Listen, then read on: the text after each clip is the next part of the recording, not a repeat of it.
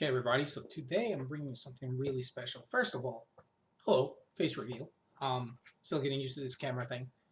Uh, a lot of people like A Link to the Past, so I figure I'd make a video showing one of the really good randomizers. So you just need the Japanese version of A Link to the Past, which is called Treasures of the Gods. You can find the ROM online somewhere. But specifically, this mod is a randomizer. So what this does is that it shuffles around dungeons and items. You can also make it so it switches around keys and whatnot, but that's a lot more messy. So I figured I'd give it a go. So obviously,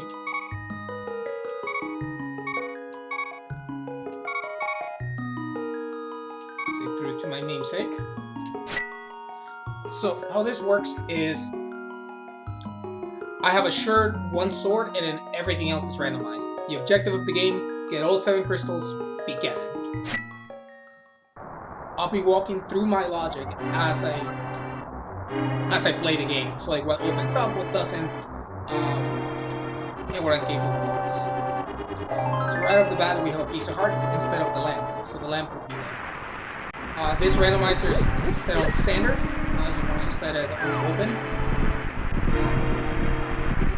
So traditional, basically, this is the original beginning of the game, where you go through Hyrule Castle and save Zelda. You have the option of using open, and that way Zelda's already safe and whatnot. But same starting. At 10 bombs, and I have sort of sure you can make it so it randomizes, but I figured as the demonstration is easy. So we have bombs. The bombs will let us go behind the backscape of Hyrule Castle and get 3 chests. Depending on what we get there, we might have some progression.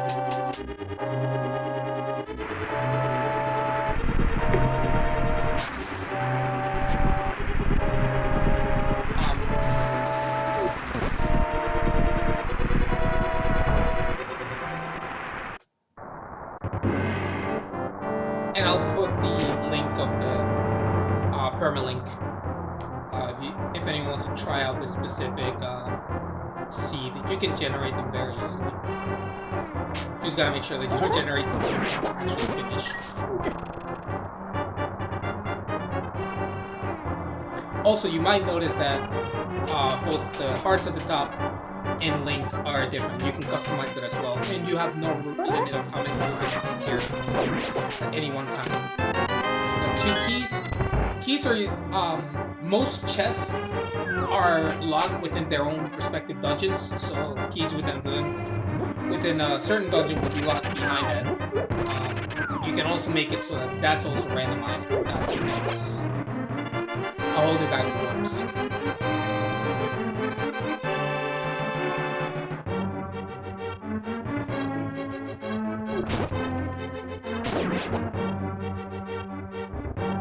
So right now it's pretty much the same as the old school.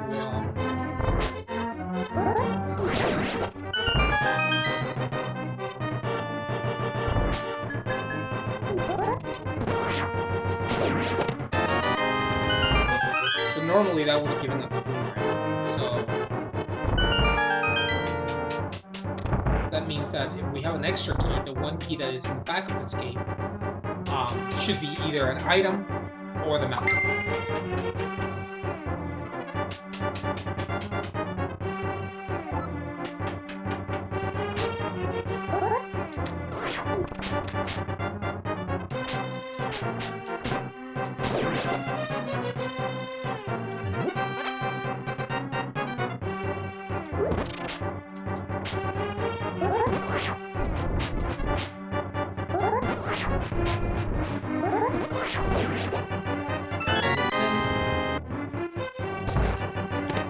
Some more bombs.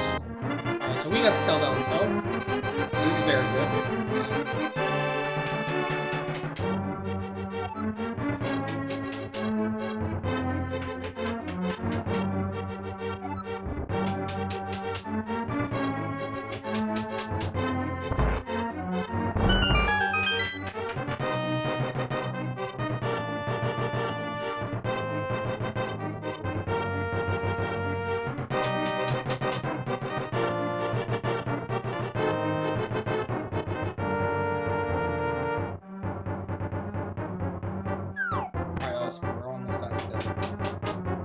Racing with Hyrule Castle.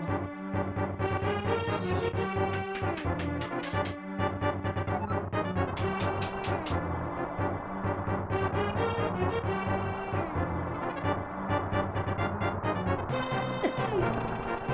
Take damage intentionally just to get out of that quickly. You might see that a lot of the times. I'll go for some of the regular glitches, but some of the more ridiculous stuff like walking on air with the Pegasus boots, it's not impossible for me. I just don't have the coordination to be pressing the button every frame, but to basically hover me there.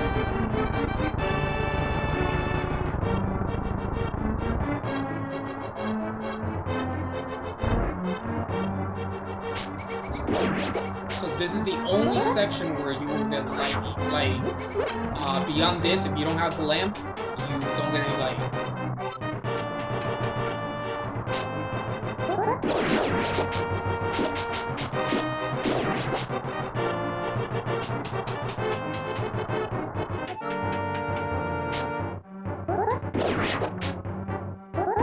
Lots of bombs. Let's see. So that's 2 pieces of art. That's the back key, so that means that one of the 3 chests in the back escape has to be the map for Hyrule Castle.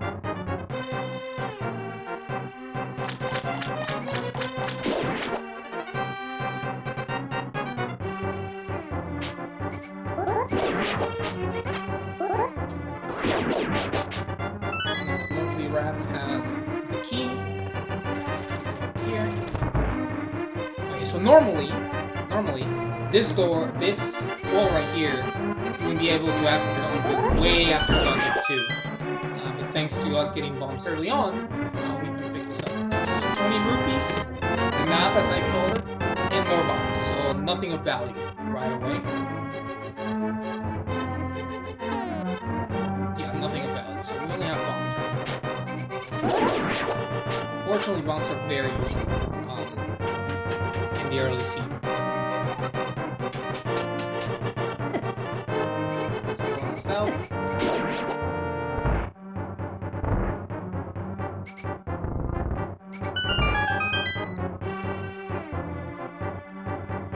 Alright, here we go. So now this is where things get a little more messy. So you get a full heart there. It's very nice.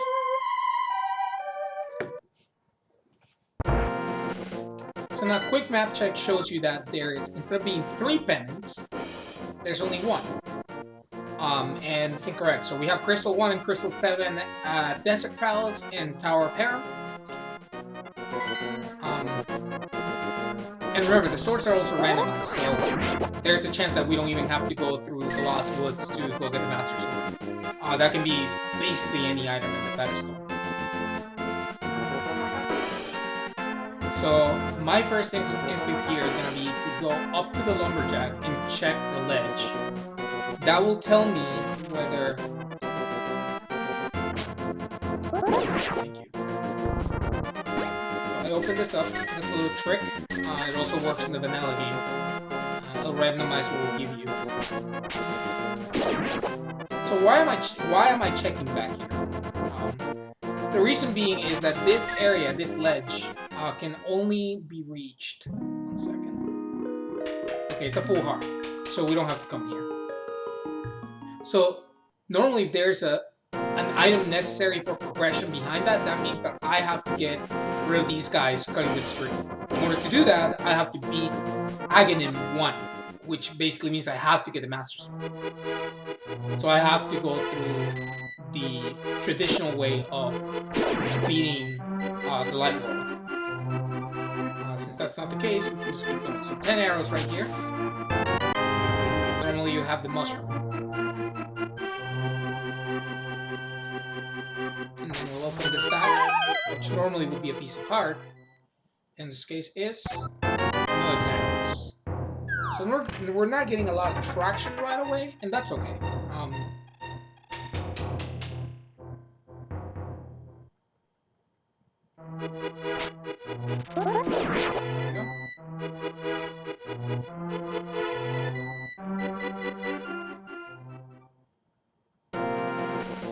part of the Lost Route, so that was basically a little detour. That's worthwhile taking. Alright, so now Kakariko Village. Kakariko has a lot of stuff to go through. First we'll go to Blight's Hut. So here there's a total of 5 chests. Still completely randomized. So I'll put a button there.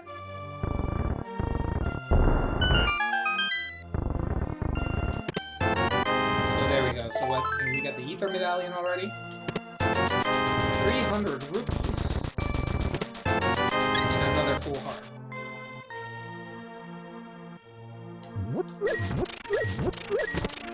And we get the Master Sword. Cool. So we already have a level 2 sword, which is this is really nice. So now let's finish collecting stuff in Kakariko, and then we'll evaluate where to go next. So the next stop is right here. Drop down the hole. Throw a bomb through here.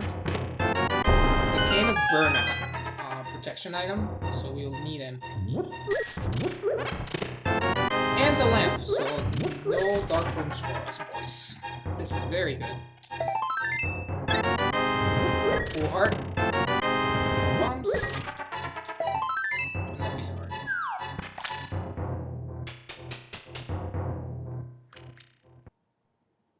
So that's done. Let's go to the merchant. Normally would sell you a bottle for 100 rupees. We'll sell you the blue tunic, so now we're protected. Very nice. Back here. Bomb. So we're pretty set for Dark World right now. We could technically, the only thing we would need would be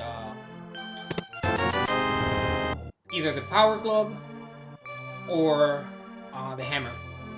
That would give us a Dark World access. Obviously, we also need the Moon Pearl, which is the treasure from the 3rd dungeon. So this man needs a bottle, so let's go find him a bottle. Normally with a bottle he would give you a buck. We go to the back of the bar.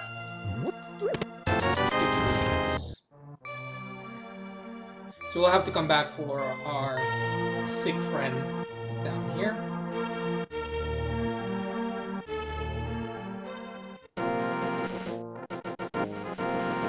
Another quick stop and check is the library. So it'll tell you whether you need the Pegasus boots or not. You don't, it's a red ruby. You can, I've gotten instances where the bow is there and then you're just sitting there waiting to see what your next move is. I always drop down the ledge here and want to see if it's worthwhile my time. It is not. So that's the first run. Or the first section of the run. So now we go to the house.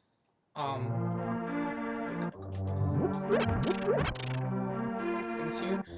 So what do we have right now? We have the lamp, ether, the cane of Burnout. Not a lot of progression, but we can go to the south side of Hyrule right here. This area will have items, and then we can check the lake.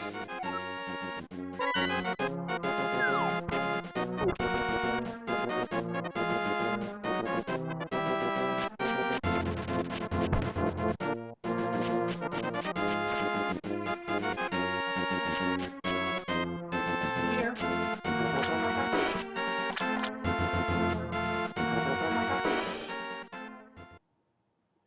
So open the chest right here first. Another piece of heart. A lot of them. Getting them out of the way early, which is kind of nice. And we're going back in here to open up the dam. Normally this would net you a piece of heart. However, in our case, you get 20 rupees. So I'll still pick it up, just because because we're a little short of 500, and sometimes we need to go check Sora, and he requires 500 rupees to either give us a random item in this case. Normally we'll give you the flippers. That's the Bombos tablet right there. With our world access, we'll probably come back to it, but sometimes it's not really needed.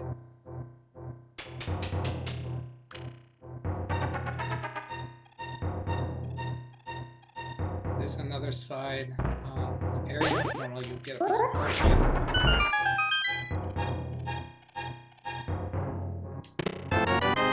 You get the book, meaning that we have access to the Desert Palace now. So we probably want to head there soon. We're actually like right here. However, we don't have the power up, so this would be an incomplete dungeon. What I like to do first is check the ledge. So that's the King of Samaria. So we're definitely gonna need that. So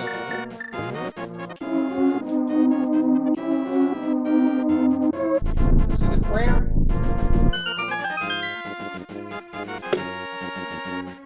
This opens up.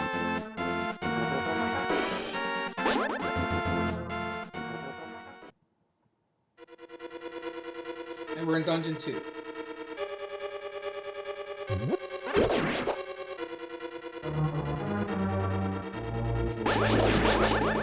first I'll go through here.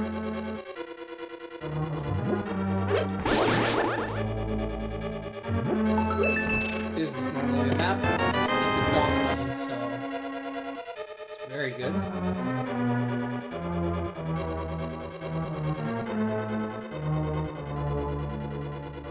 What's here? A key.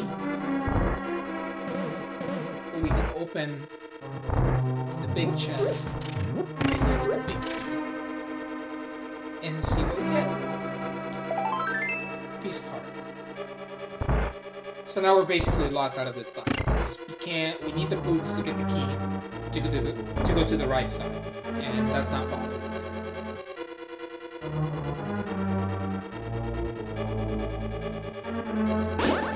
So we'll just pick up the King of Samaria out of the side here, and then we'll move towards Lake Hylia.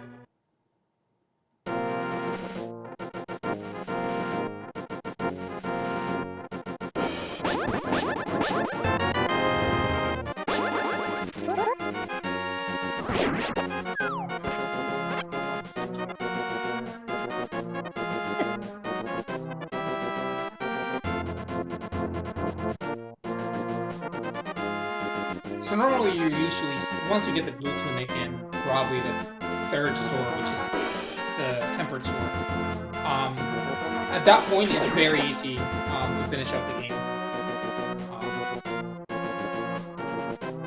Or at least for me, that's like the safety net that I like to have before I try to just go through everything to finish up the game. So another cave that has a lot of stuff is right here.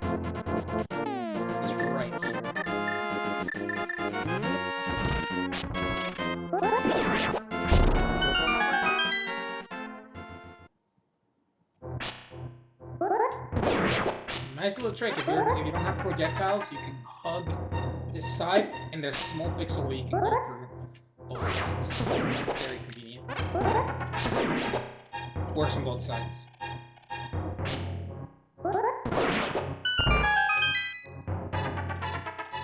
So here, we have 4 chests that our friend will give us. Alright, so there it is, the power glove.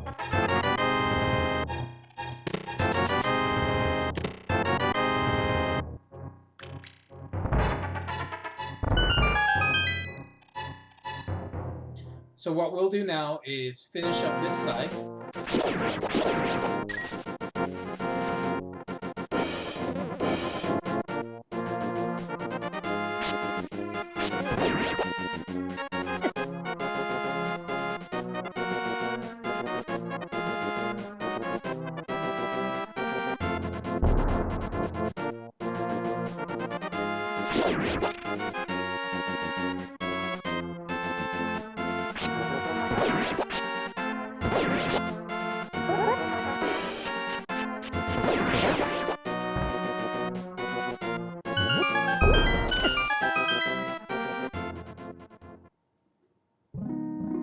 those out of the way.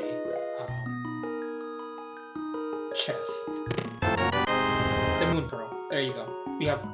We have full Dark World access now. So let's come back here and evaluate where we are. So we have the Power Glove and the Moon Pearl. The Power Glove would let us go to Dungeon 2 and finish that up, so we can go do that now. And then we also have, thanks to the Moon Pearl and the gloves and the lamp, we also have full Dark World access. If we go up to Death Mountain.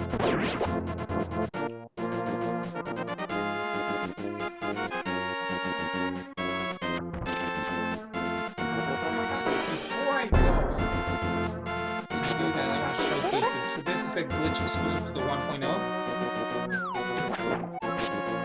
Right?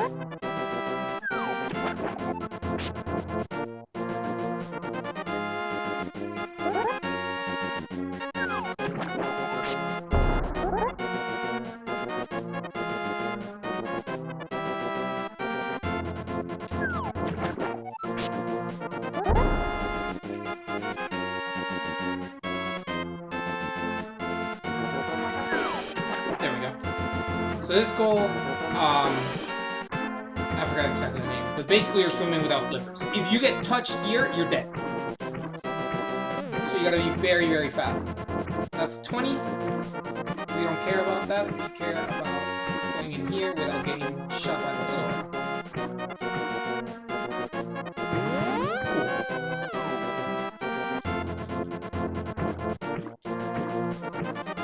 Doesn't shoot me. Appreciate it.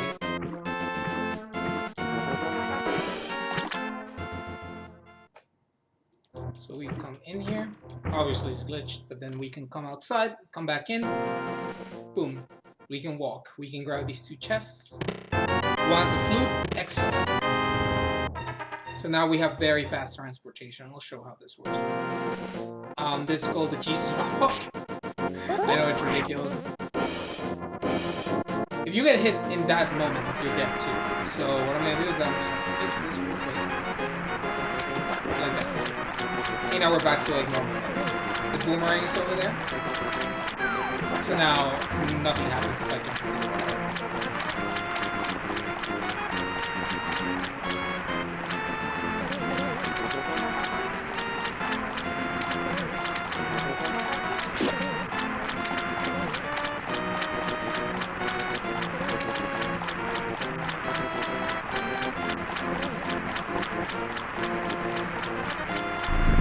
So we need 500 rupees for this, for the Sora. And he'll give us a piece of heart. So we kind of gotta go.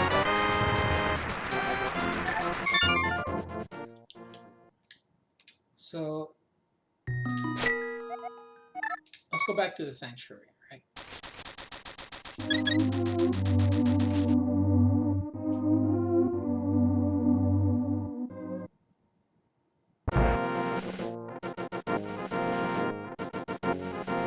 So with the power glove, there's a couple things that we can do.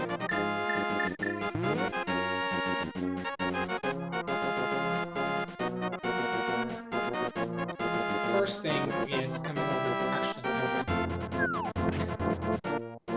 Spoke too soon. First, we're gonna go to Kakariko Village. We haven't found the bottle. Keep that in mind. We still need to come back to Kakariko with a bottle. Well, our mission here is to awaken a little transportation method.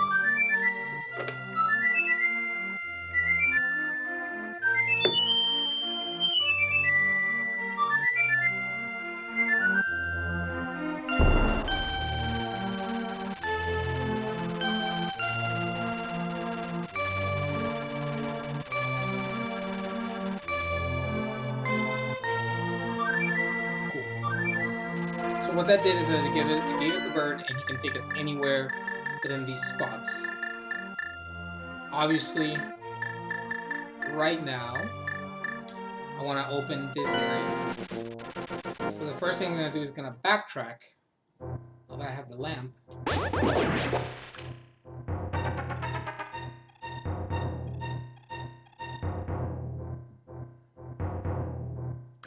and come get this old man.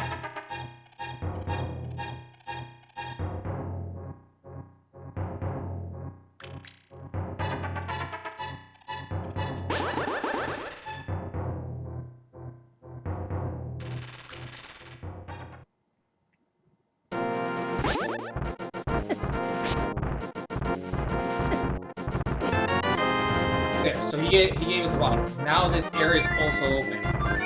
So if I save and quit, I can come back here.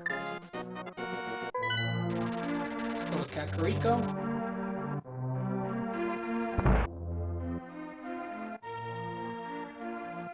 So this man.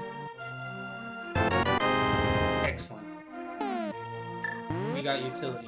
Now the entirety of Death Mountain is open to us. In the light world. So now we're going back over here.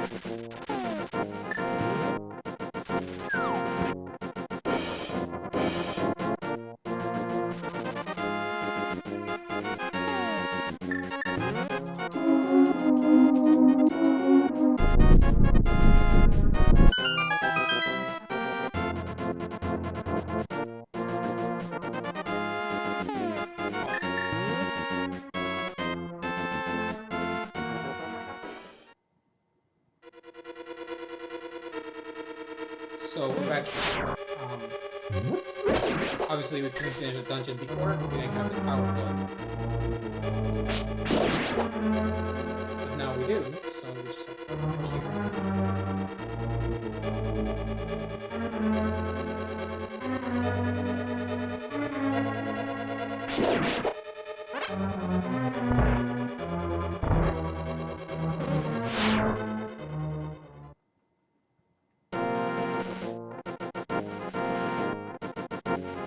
This is the back of the dungeon.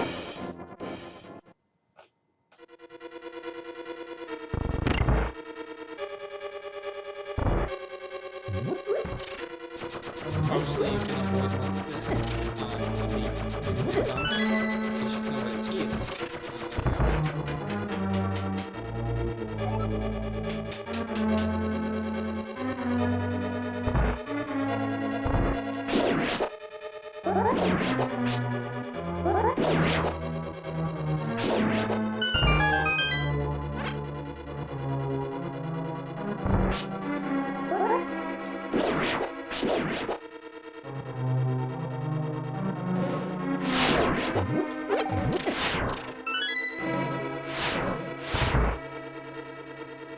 This room is where the key is top right. This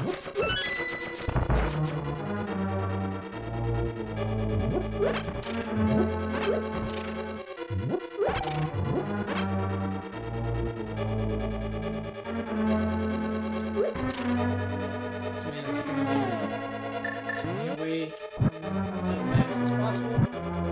Light the torches. Dungeon opens up.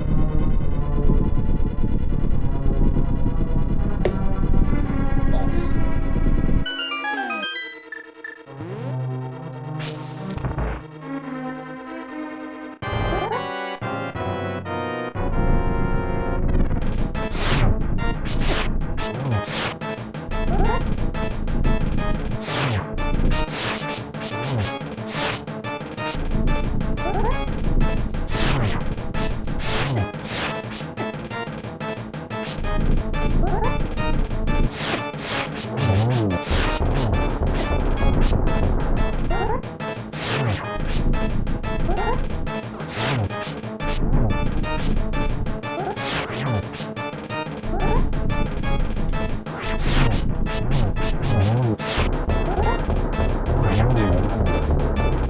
Not a bad cycle.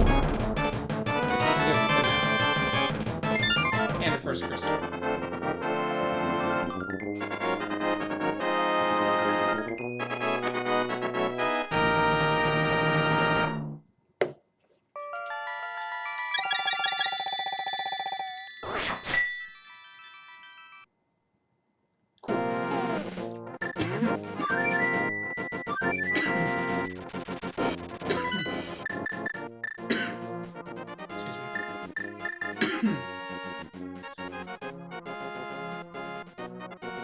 So dungeon doesn't have a crystal, we can still check it and see if there's anything for progression. But the first thing I want to do is go check the Elder's Hut, or rather, Shrashhala, or whatever his name is. I just call him Shamalama Ding Dong. Right here. So he probably will give us a clue. So now we know where the green pendant is. It's in Thieves' Town, which is the 4th dungeon of the Dark World. We open this back door.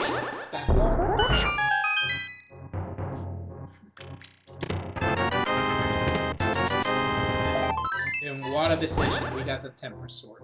So this puts us in a very, very good spot. Do we need to check the rest of the dungeon? Probably not. I'm gonna go back to Death Mountain.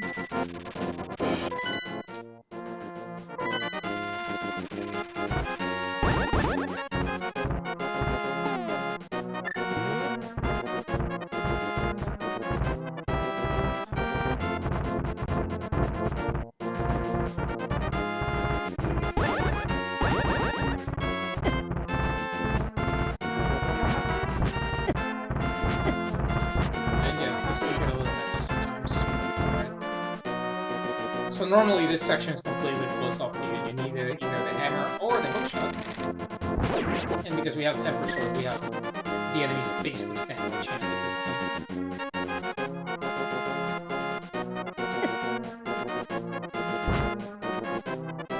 So,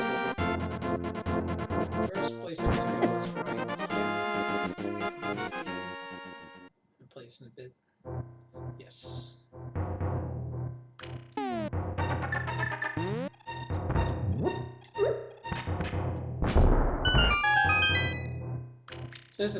So that's shop, but we need to get up there.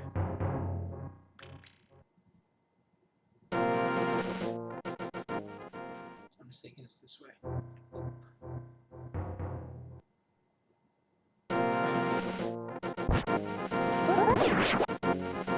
Mind you, I haven't played this in 2 years, so this is from memory. I played the base game countless times, at least once a year. Drop here. Bomb here.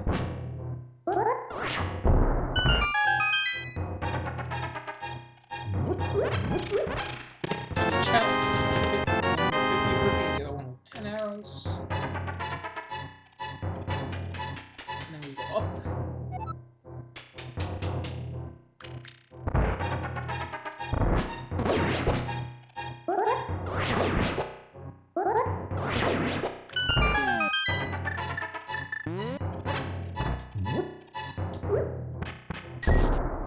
And that's how you pull switches with that. 100 rupees, 10 arrows, lots of 10 arrows. That is hard. Okay, so not great. Not a single progression item, but that's okay. We've gotten a lot of mileage out of where we've gotten thus far.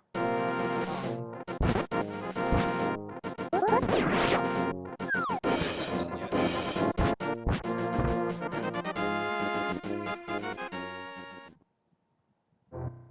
So now we go up here.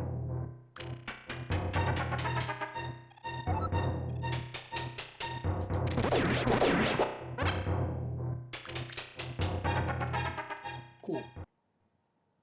Now we're up here. First thing to check is the ledge.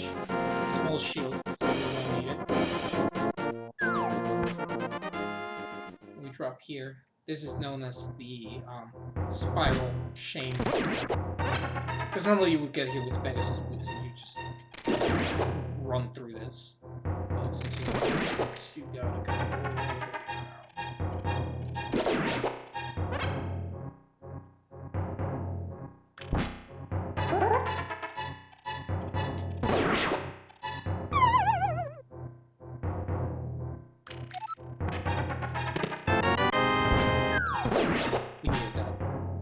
So the mirror will let us. So now we have full dark world access, which is very nice.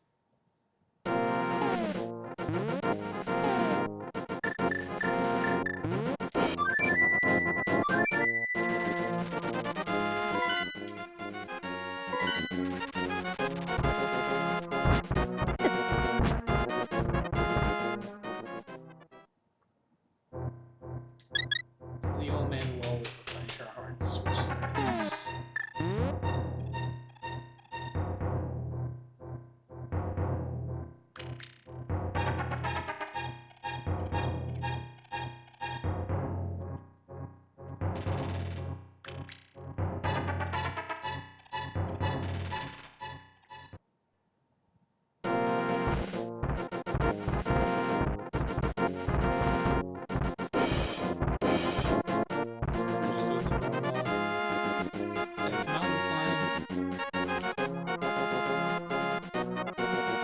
Check the upper ledge here real quick. 10 arrows, and then drop down here.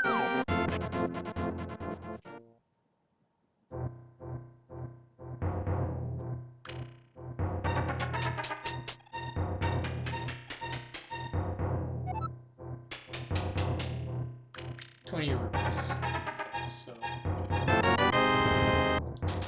nothing really important.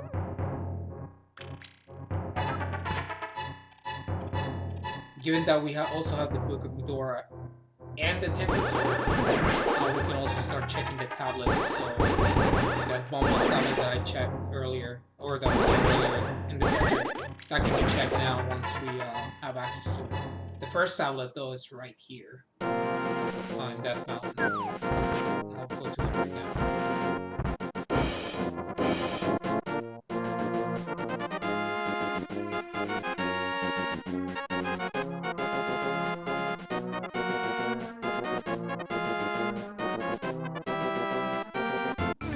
So as a work and thanks to the Moon Pearl, we are still in the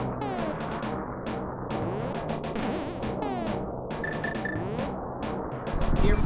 Use the mirror, this takes you back to the light. So then you can play with that, maybe with the world mechanics as well. Go down here.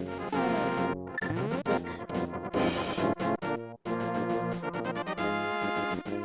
Normally this would give me ether, but I already have ether, so this card instead. We need one more for there. Alright.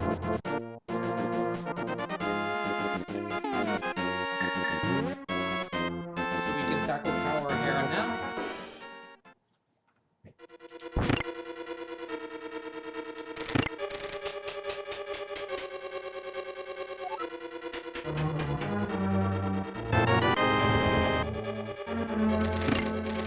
There's your compass.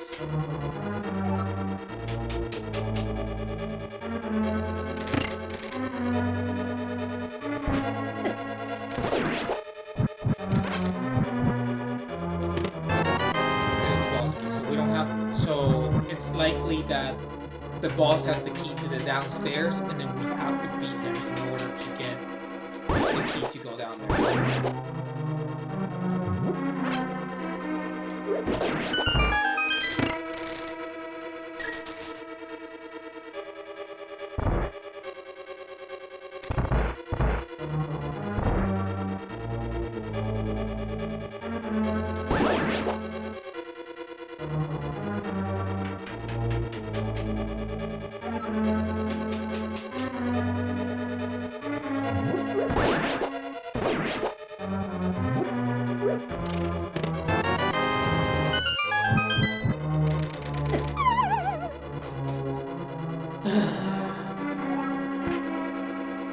You get the idea. That might happen a lot during the boss as well, so most things. Just gotta time it, right?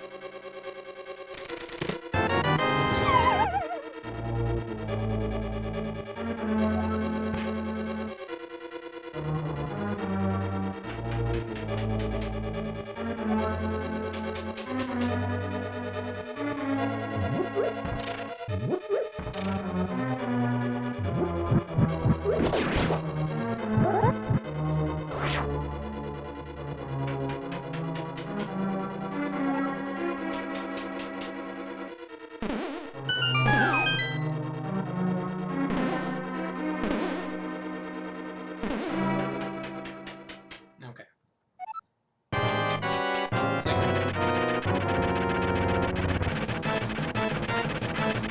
So one trick to this boss before you try to push up the platform is to charge your sword. But that didn't work that time. Hopefully I don't fall in. Sometimes you'll fall into one of the holes and keep falling all the way down to the first floor. Let's try this again.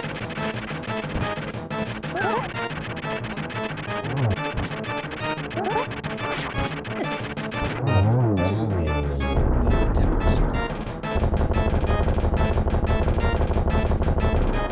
5 copies, so we'll definitely go down.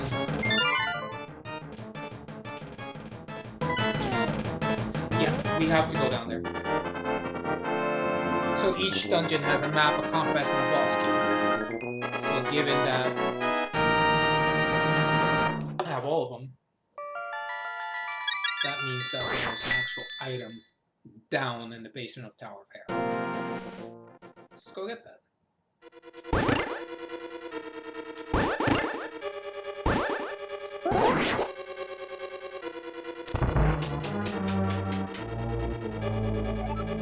So another thing I want to showcase is that when we're speedrunning this game, you can do this and take a break. So basically, it resets your invulnerability for like frames. So you can just stand here, go grab a drink, go to the bathroom, whatever you want to do. It's a nice time to stretch your hands.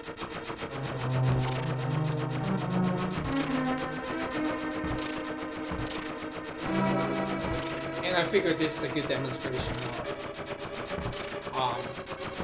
thinking on the fly.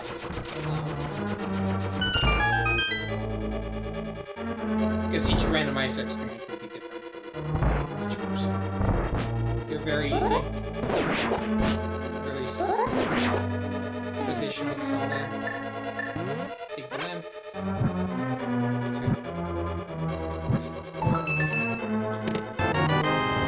Normally, that would be the boss key. In this case, it's not. Just excellent for us. So you need the bow to beat the game. Now, the one thing I'm going to check real quick.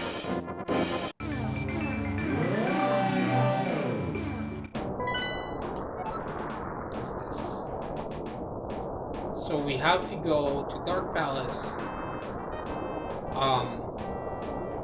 Dark Palace, Turtle Rock, Skullwoods, Mystery Mire, and unfortunately Ice Palace.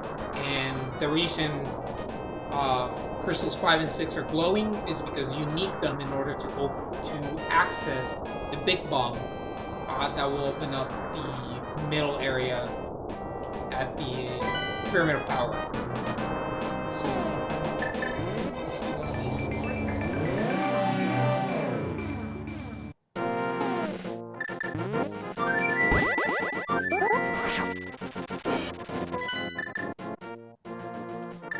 And the quickest way to access the dark world from here without the hammer would be through here. So we'll have to go the long way.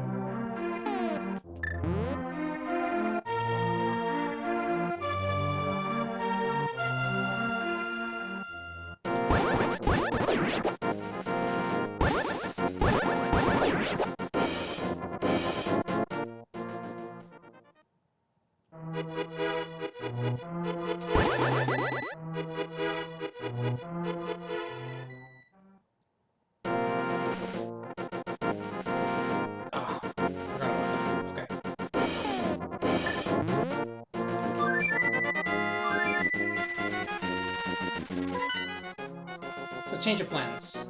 Let's see, what would be the quickest way to access the dark? Because we're already basically done over here. But we don't have the hammer. If we had the hammer, things would be a little different. So that means that we're most likely gonna have to go beat Agony.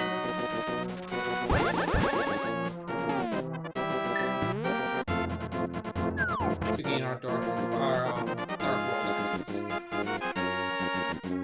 which is fine.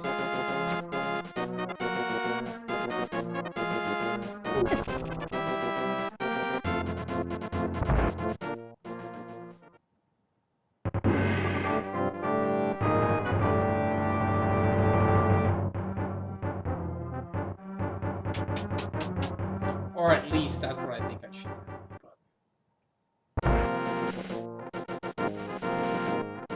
You can only hit that with the master sword above. So now we're on the upper section of our castle.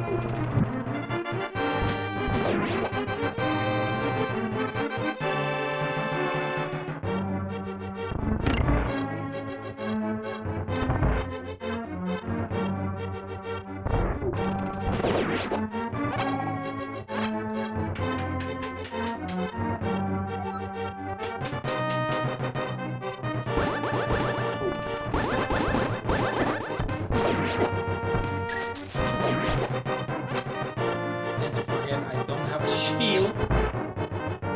That's alright there.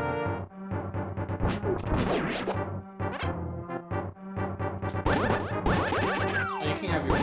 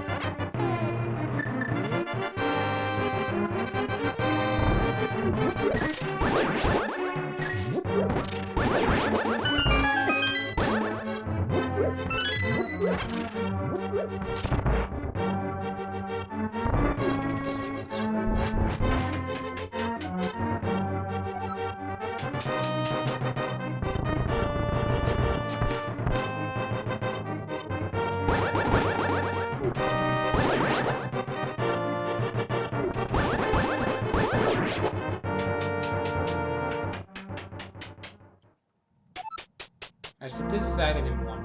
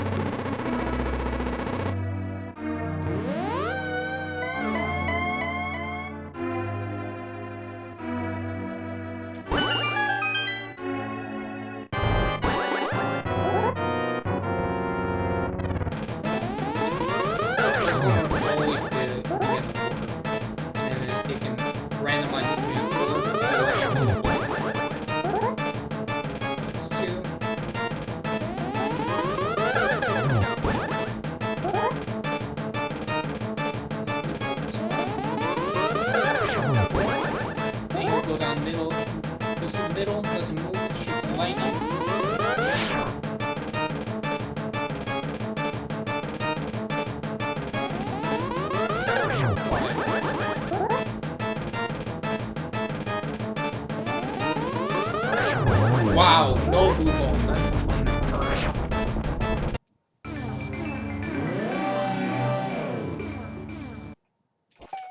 Now we're properly in the dark.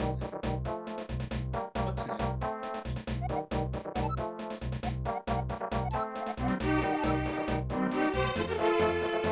That wasn't there in previous versions. Check here. Nice. There it is.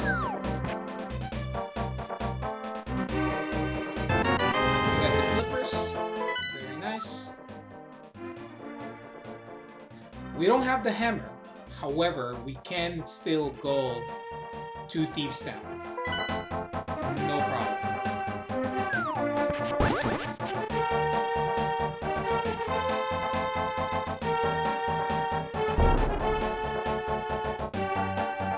First, I'm gonna go up here.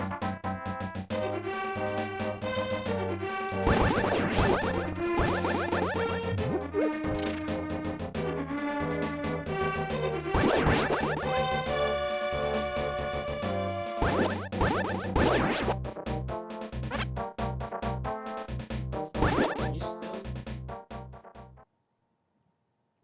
Yes.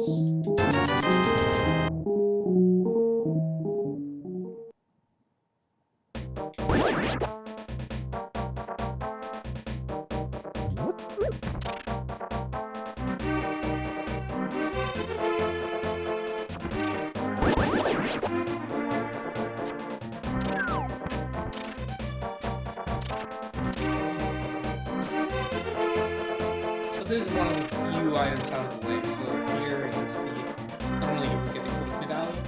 So you got a rock. You're in the middle of this circle of rocks.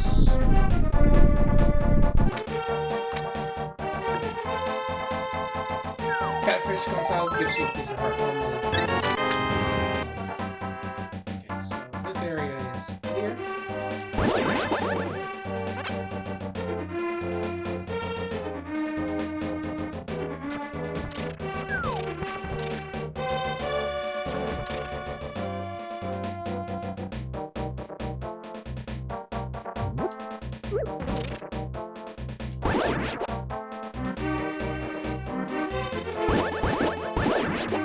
So normally, in the vanilla game, you're confined to basically this area right here until you beat dungeon, the Dark Valleys, which is the Dark World Dungeon 1. That will give you the hammer.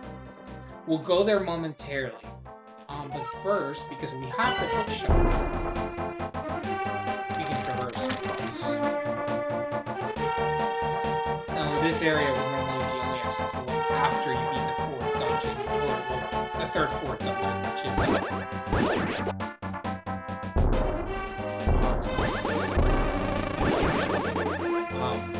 Thieves Town or Skull Town.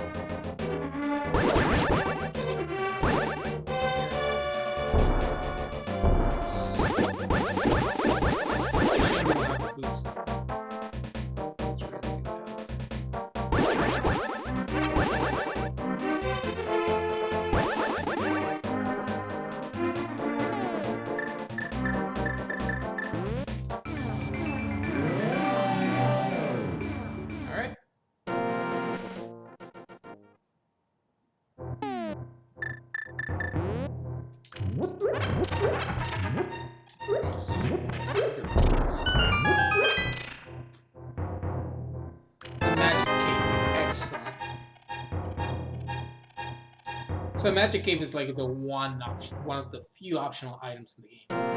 But what it does is that it makes you completely invincible at the cost of your magic meter.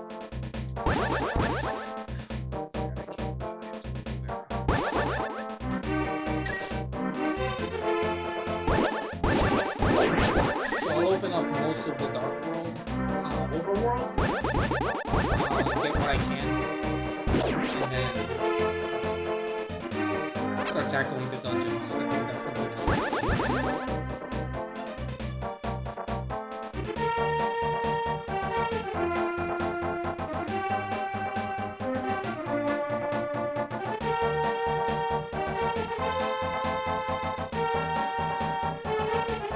So the reason I come here is that you need the hook shot, the power glove, at least the power glove, and the cape. It's just I guess it doesn't hurt to show how this works. Normally,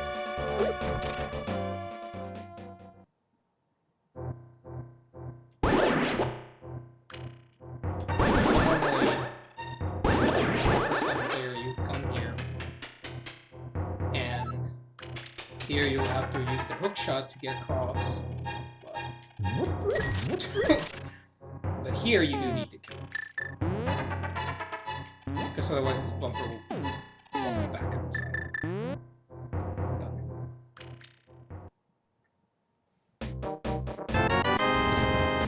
Piece of heart. Those birds are alive. Don't get hit by them. Even with a blue man, with a blue tunic, you're still gonna get at least 2 to 3 hours chopped out. This guy's in a hurry. We avoid them all together. Alright, we're in Thieves Town. So Thieves Town, there's a couple things that we can do here. There's a couple mini games, a couple items, but most importantly, if we want to, we can explore the majority of Thieves Town and even get the pendant, if possible. And we can go back to Shamalama Ding Dong and get the item that he will probably give you once you present him the green pendant. Normally he will give you the Pegasus ones. Pressure game.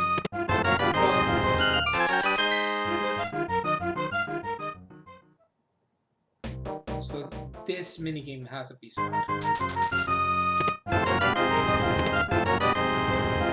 It's a matter of unlocking.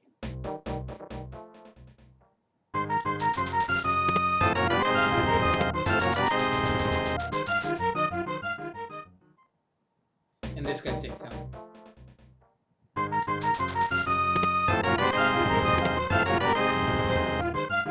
It used to be that you didn't have to. That it would just be one shot. I guess they got rid of that.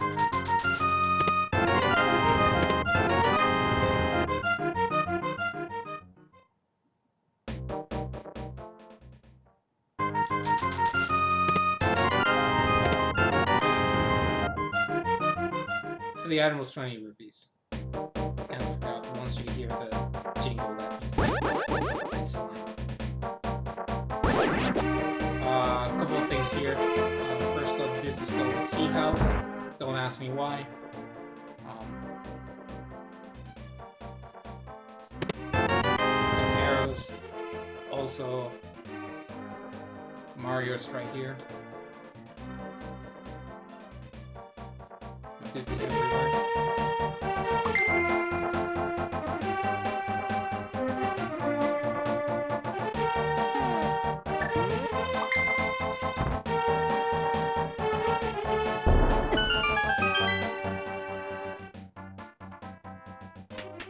These would normally have the magic boomerang. Another piece of heart. Let's see, it's sensitive battery. The only things that are necessary to finish the game at this point are the fire rod, the ice rod, and the titan mints. With the titan mints, we'll get this man out of his prison. In the meantime, we're gonna and do the digging minigame. So this digging minigame normally is randomized, and you have to do it over and over again to get this card. In this case, it's 21. Once we hear the jingle, we'll know that we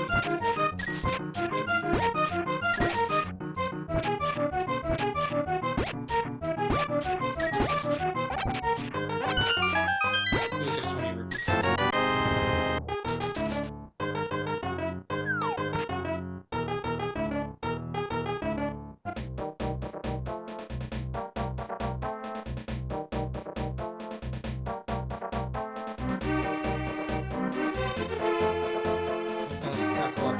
Here.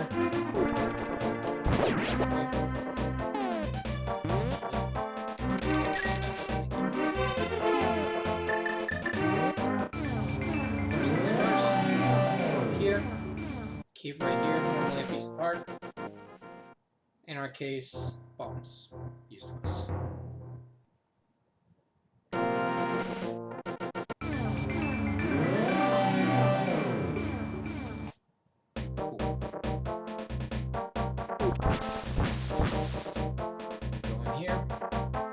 Talk to the man that's about to become a tree. He'll give you something. He gives you buttons. Normally he'll give you the shot.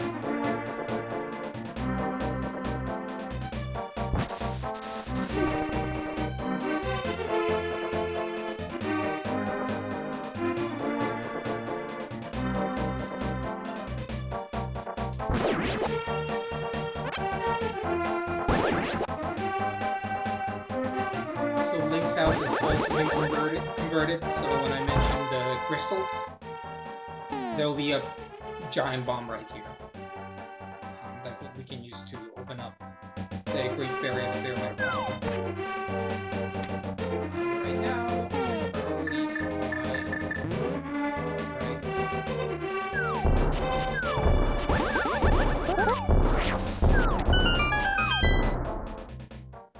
So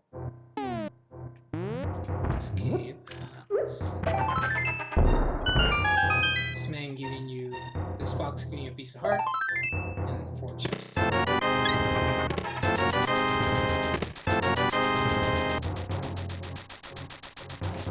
I mean, it's money. I don't complain about it.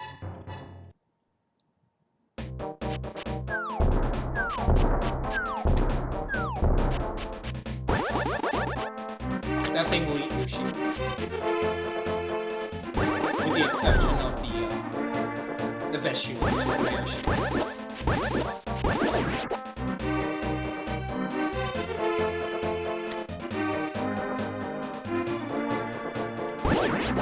So I came here to check the Bumble tablet. So if you come here, stand right between these patches.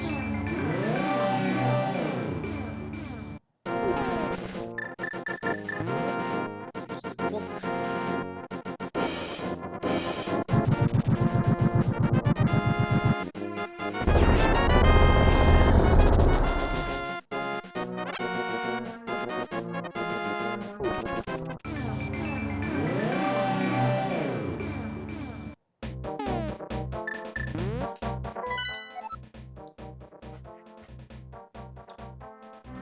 So right now, based on my capabilities, I could go and do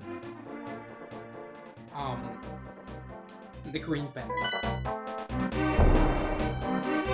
Everything else is basically locked until I get the hammer. The hammer will let us access Turtle Rock, will let us access the side of Kakariko. Obviously finish Dark Palace. That's right too.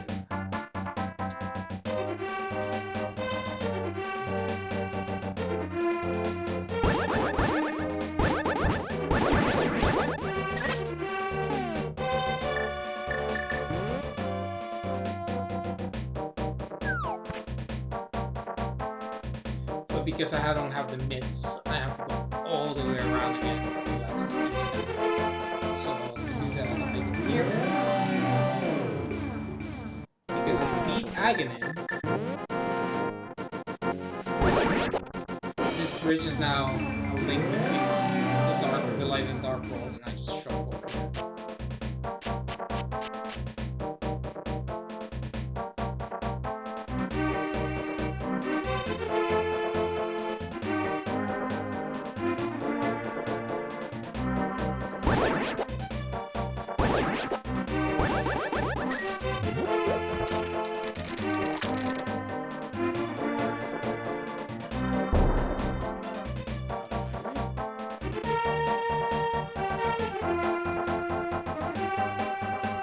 And then if there's nothing on Thieves Town, I'll go directly to Skull Woods.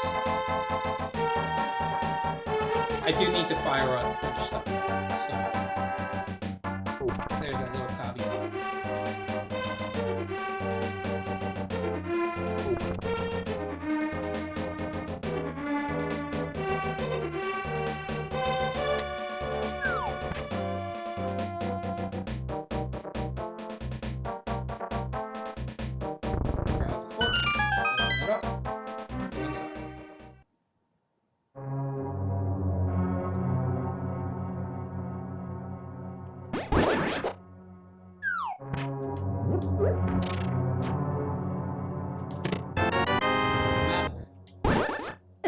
At least one of these here has to be guaranteed the big key, so otherwise you can't access the rest of the dungeon.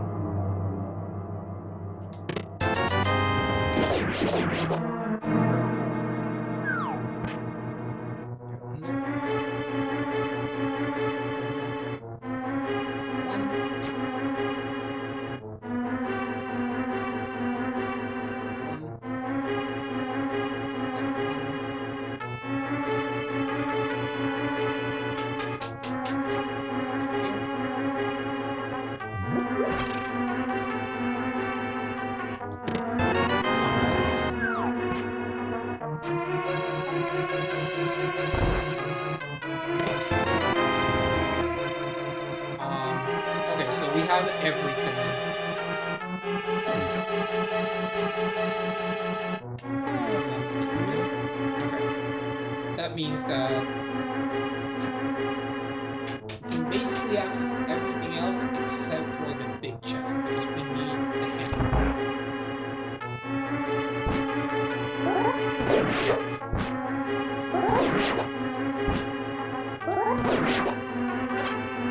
If I'm mistaken.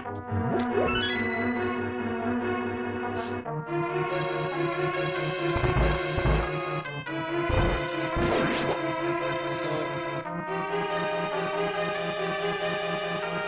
this dungeon has a little bit of some hard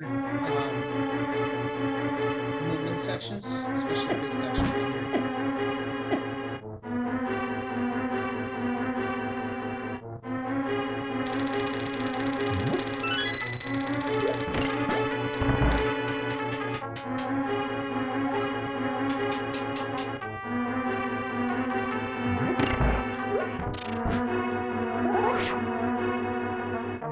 Those things are very annoying, but oh, shut up. Every time.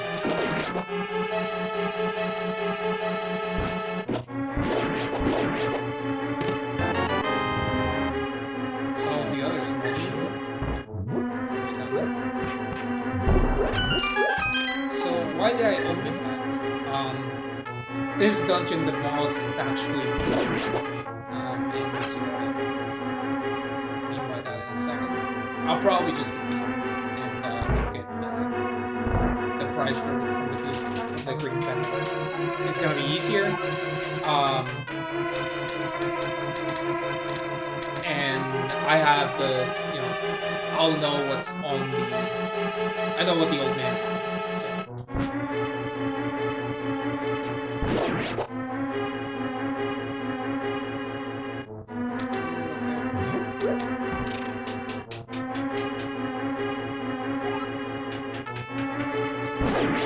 So thanks to the tempered sword, I can just plow through this. Normally you have either the master sword, or you could, if you knew what you were doing, you'd have the tempered sword basically. Down.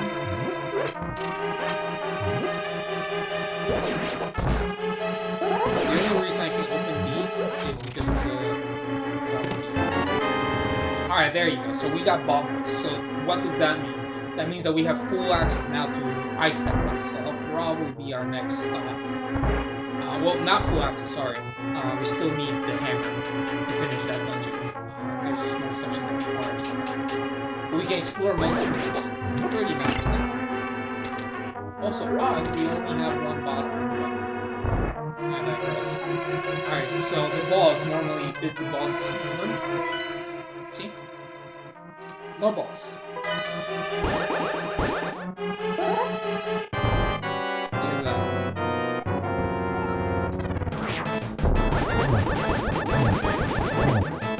So that's 3.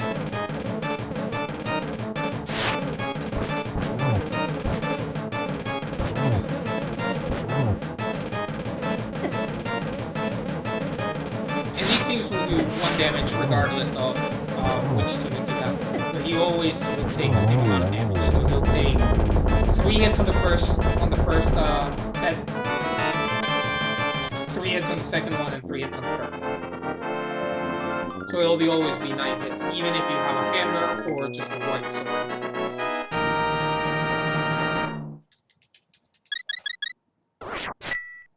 Okay. And I'm gonna go real quick to Skull Woods. Just to check on it.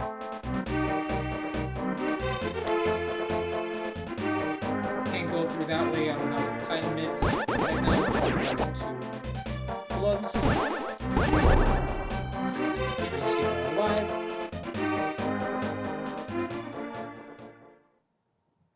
Yeah, this is our entrance. I'm wrong entrance.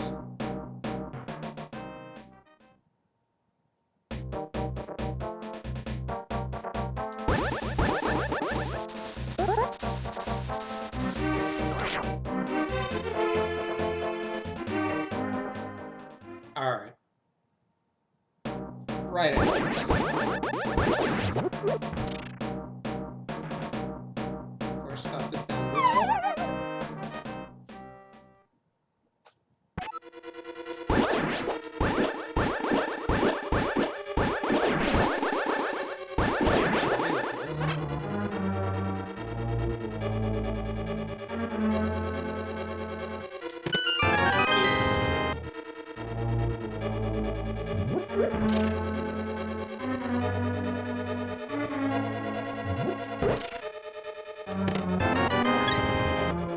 Lots of full parts to see.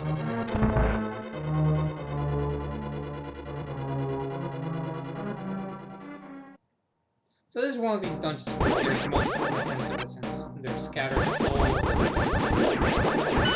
But it still follows the same pattern as the Light World Lost Woods, which is kind of nice.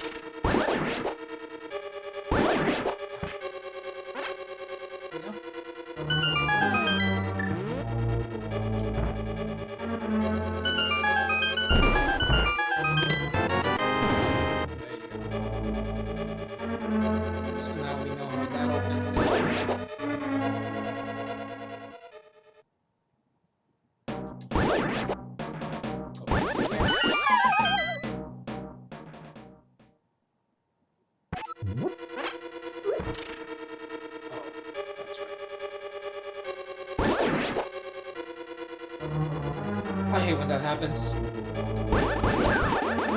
lot of the enemies later on they just bounce you off, so that happens a lot. Come here, pull the lever. Lever opens up.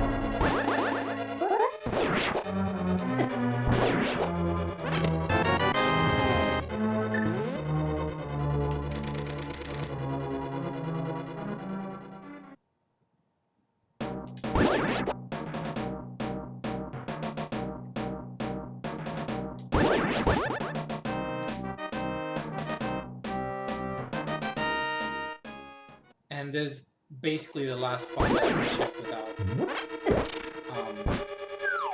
without the fire pot.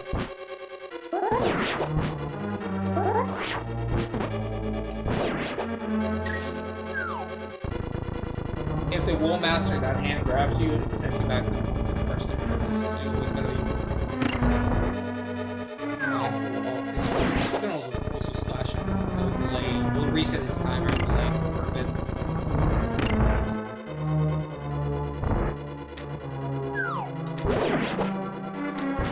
That was odd. Okay. So we did everything we could here. Come back out.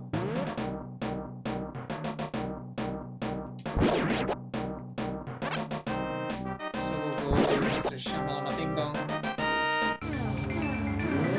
Get our price for the green pendant. Get the green pendant.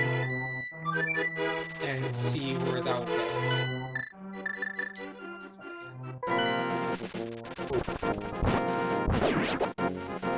Also, after you beat Aghanim, all the enemies are red, so they have a little more health. So it's a way of making the dark world, the light world, a little more difficult without sacrificing. There's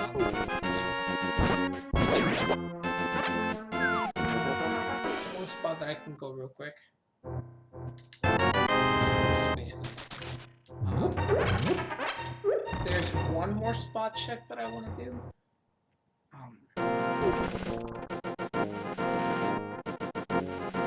Actually, you know what? I'm just gonna check this dungeon real quick.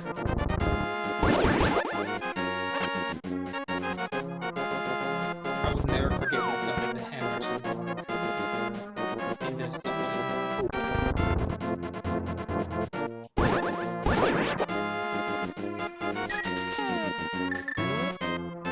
This is the first dungeon that we go, so it's obviously going to be relatively fast, even if I have to finish it.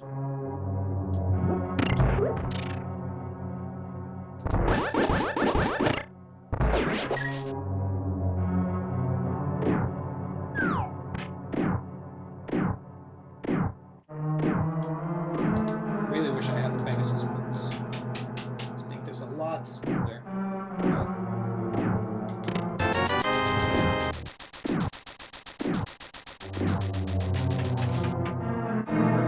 I try to do some different glitches, but they're not technically glitches, just mini skips that you can do in this dungeon.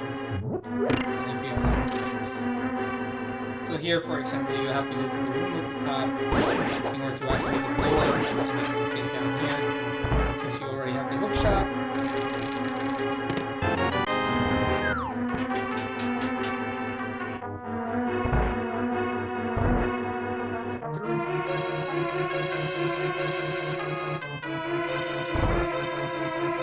So now our objective is that chest right there.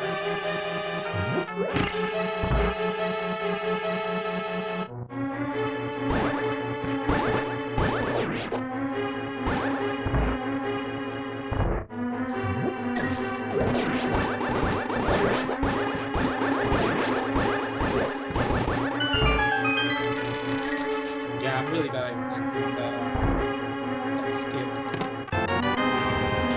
Overkill, but... So that's the max sword, that's the golden sword. So basically, most enemies will die, regardless of what I do. Well, not from the beat.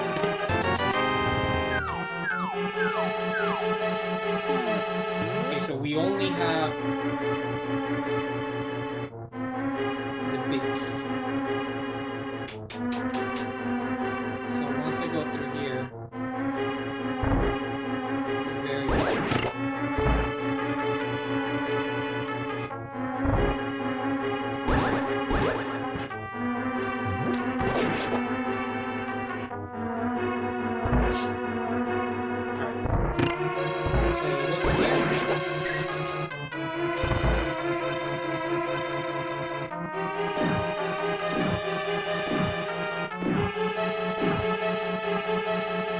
Yeah, if this chest is what I think it is, then there's no point going to the rest.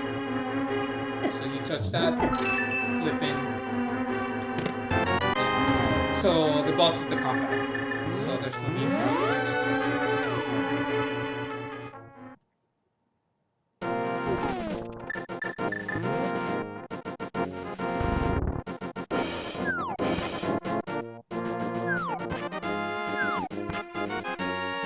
You can pretty much do that for any dungeon that you don't necessarily have to go through. Or there's sections that you really are not interested in tackling.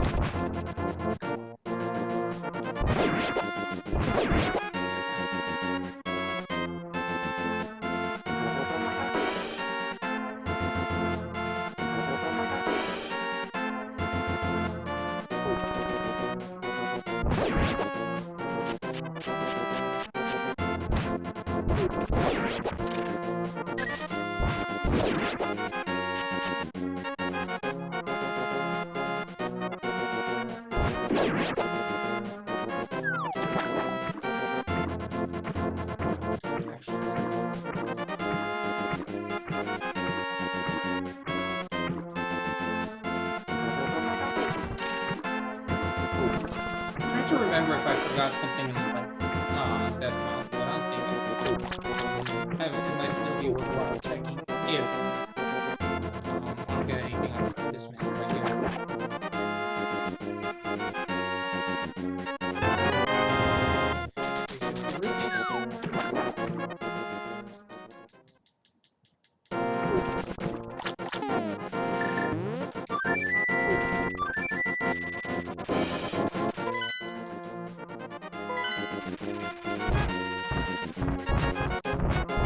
It'll be a quick check.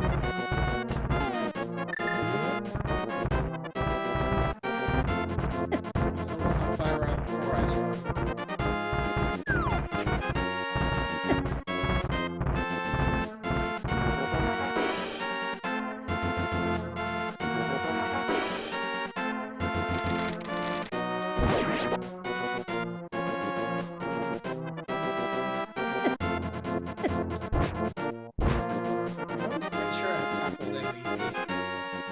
There might be one I forgot. Yeah, if not, we're good.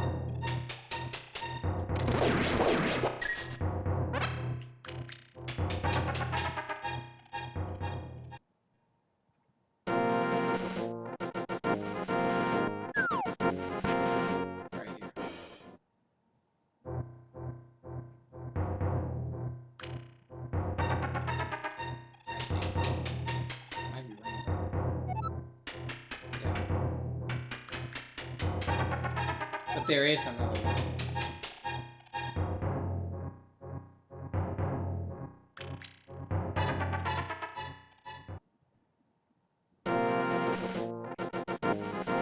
It's that one there.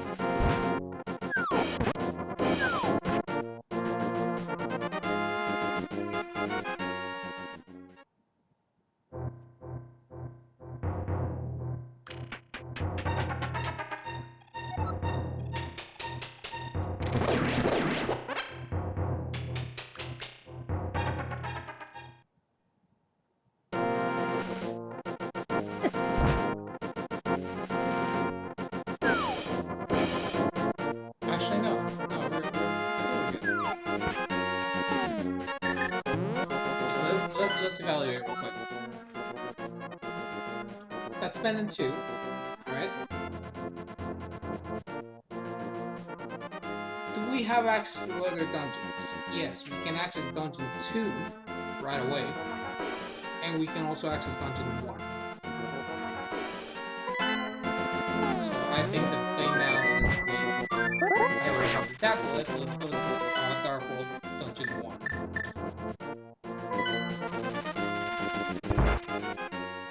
Move hearts real quick.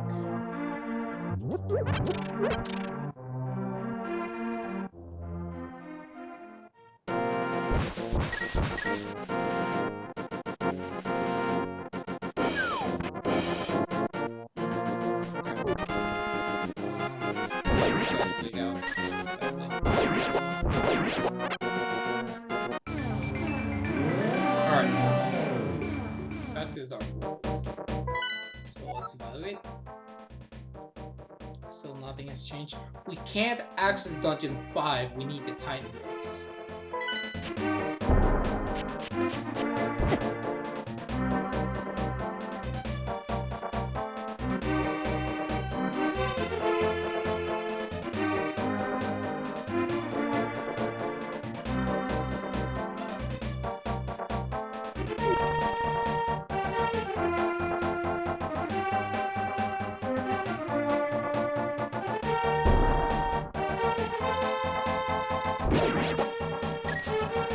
Pretty straightforward.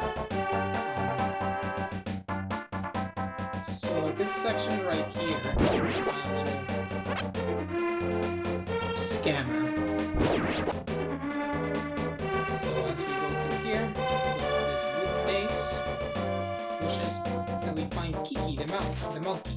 Kiki will ask us for 10 rupees, and he will follow us. And then as we go over here, he'll ask us for, I believe, 100 rupees. Yes.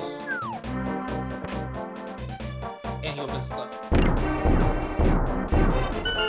This dungeon can be messy, so get ready for a lot of mirror rewards backwards.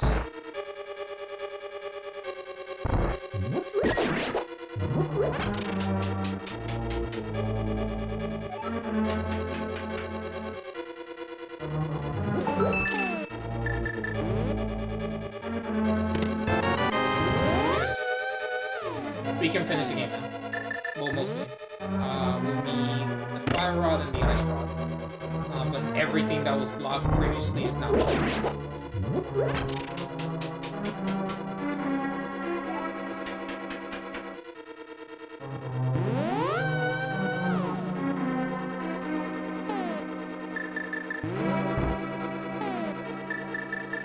Last thing we need is the Titan Gates.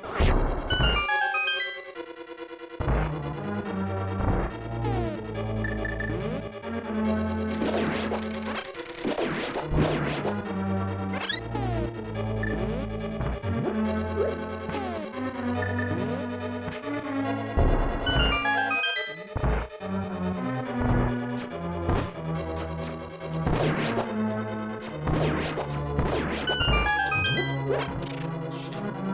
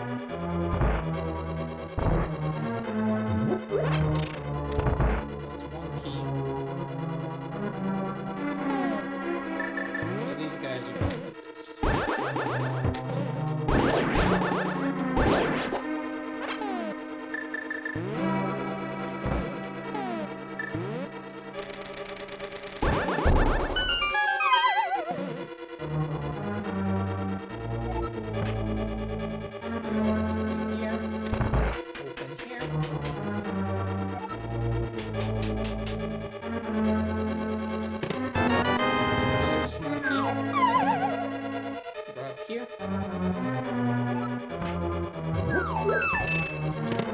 The shovel. Excellent. So now we can go and we can go behind the woods and get where they were normally the flute would be. In this case, obviously, it's not the flute. It'll probably be another item or money. So now we're in this section again. This block.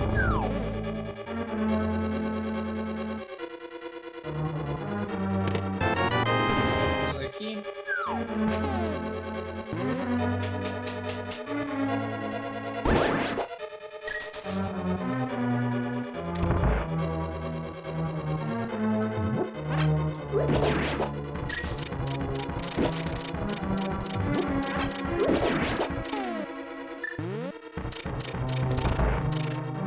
Here. Quick little shortcut.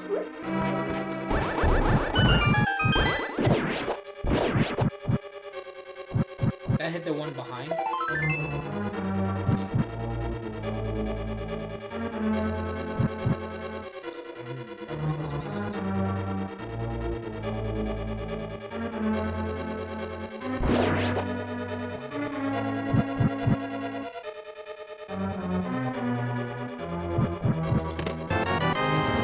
Nice magic. So now we can go and do the entirety of the lumberjack and light work. Or not the lumberjack. No, I'm missing the keys. Apologies. So with the magic powder,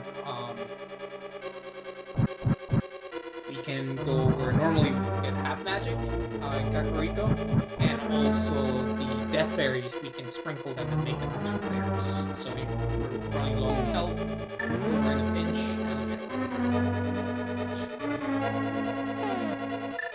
normally here you get the compass, probably also so just real quick, go down here. Oh, I'll demonstrate this real quick.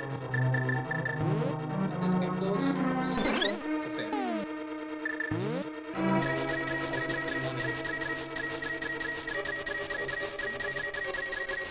There's two chests down here. There's a really key, which we'll need to finish the dungeon.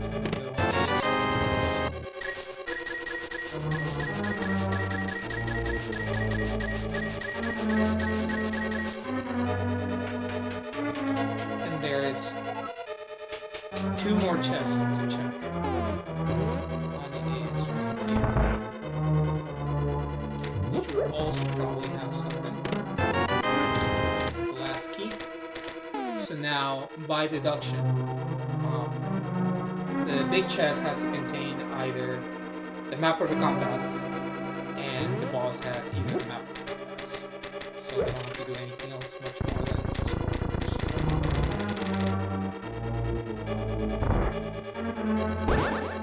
I forgot about this section. Yeah, so this section's a little annoying. Normally you have to wait.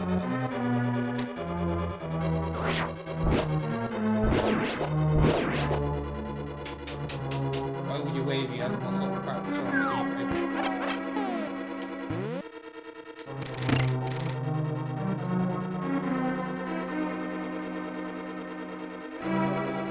Also, normally you have to drag one of the statues over. But we have the King of Samaria, so we'll just do this.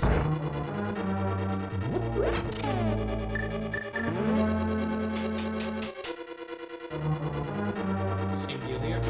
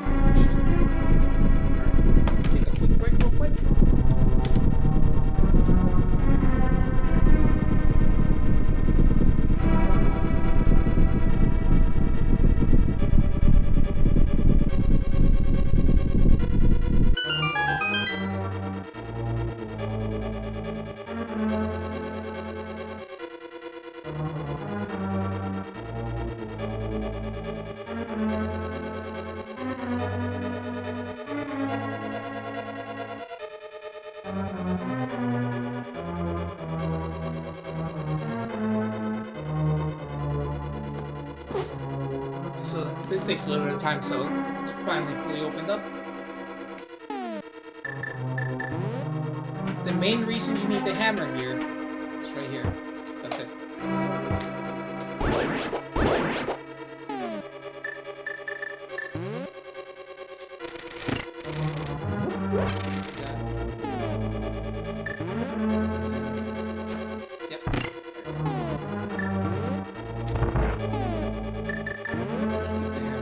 This section is all about the hammer. Basically forces you to use it. You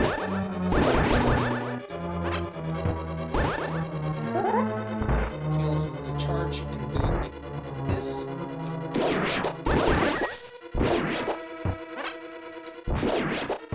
And it's actually better for you to have this amount of hearts. Reason being is that just the swing of the sword is so heavy that it will kill anything. But I'll demonstrate right here. Alright, boss key. Boss time. Very easy. About 20%. Cracking it with the hammer.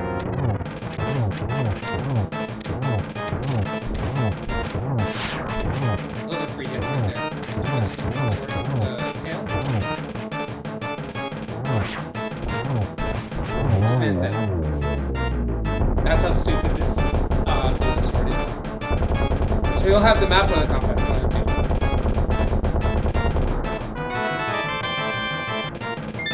Big chest has the compass.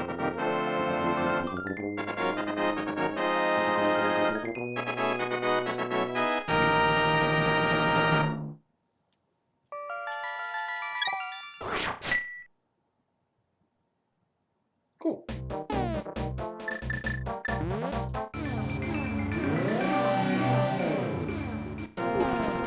That's 3 pendants. Things that we can go check now. Obviously here. This is like the big one.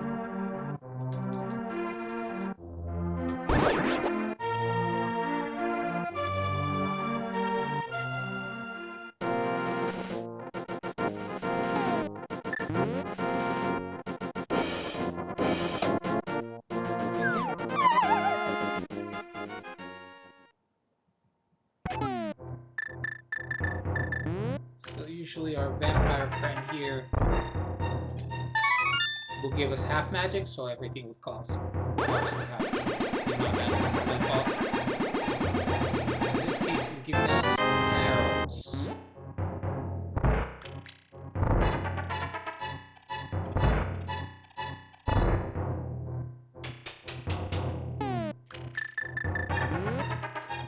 Alright. So that's that.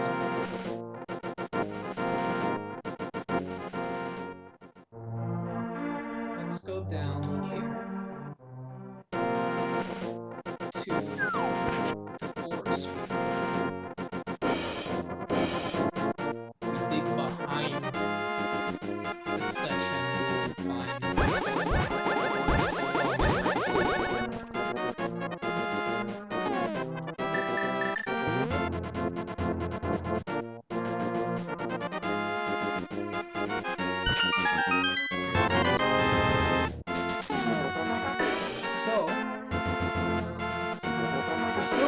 we're still missing the Titanics and the two rods, the fire rod and the ice rod.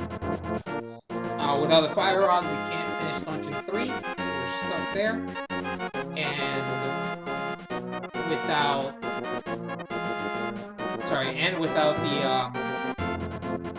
the rods, we can't finish the Turtle Rock. However, we can go to Turtle Rock and unlock it now. In addition to that, we can also check the cave where the King of Midnight is, where normally would be.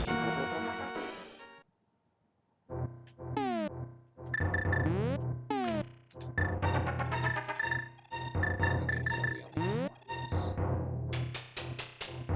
Cool.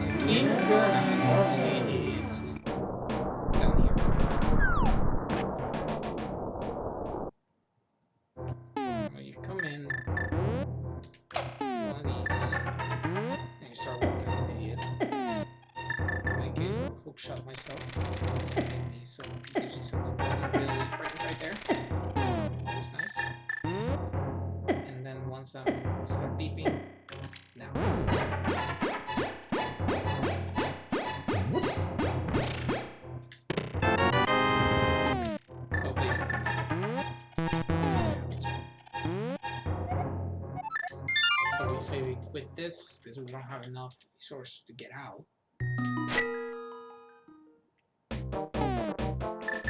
And this will spawn us a fairy. What I'm going to do right now is this fairy go.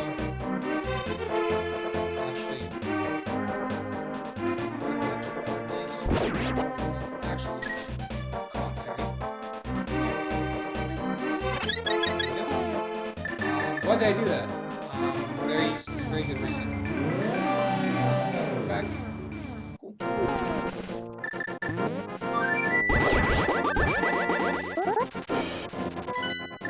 This money will spend.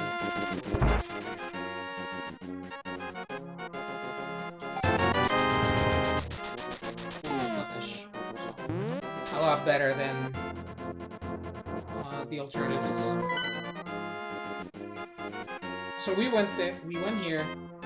We know that that dungeon's basically done.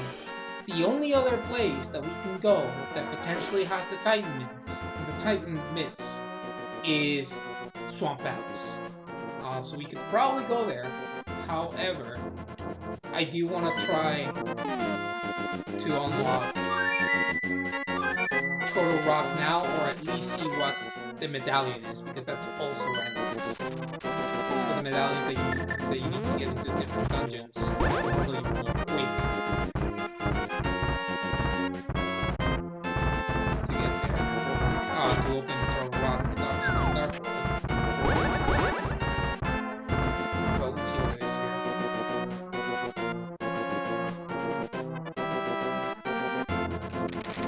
We won't be able to progress very far on the other side, so.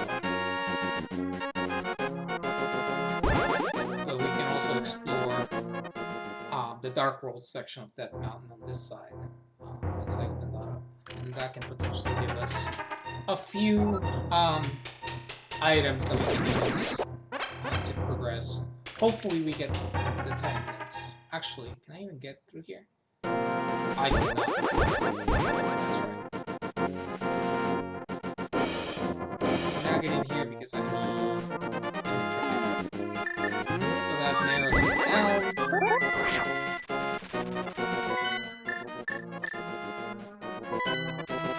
Here.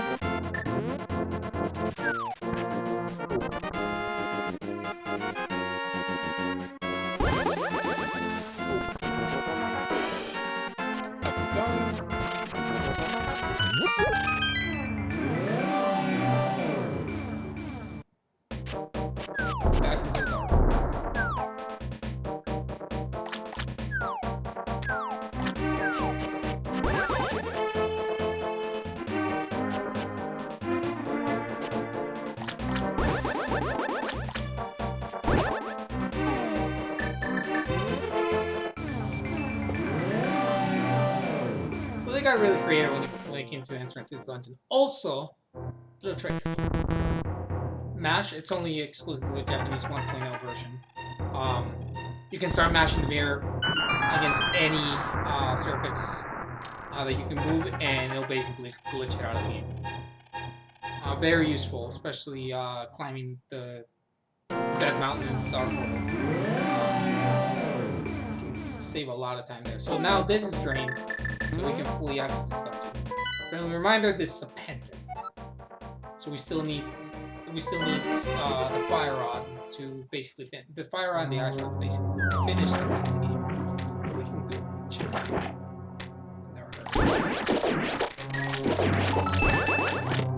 That's always going to be a key, at least on standard.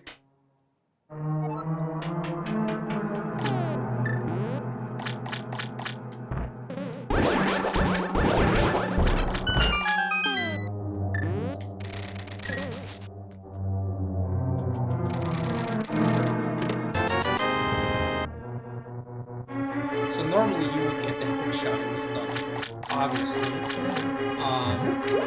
We already have it, so there's no need for us to fetch it around. So we can do it right fast.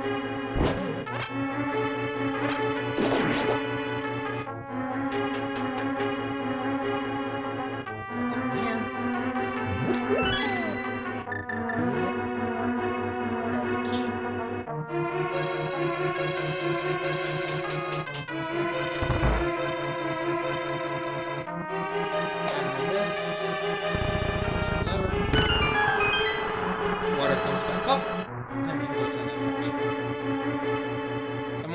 as far as I can at least logically deduce that there's nothing else in this dungeon. So this far we don't have anything.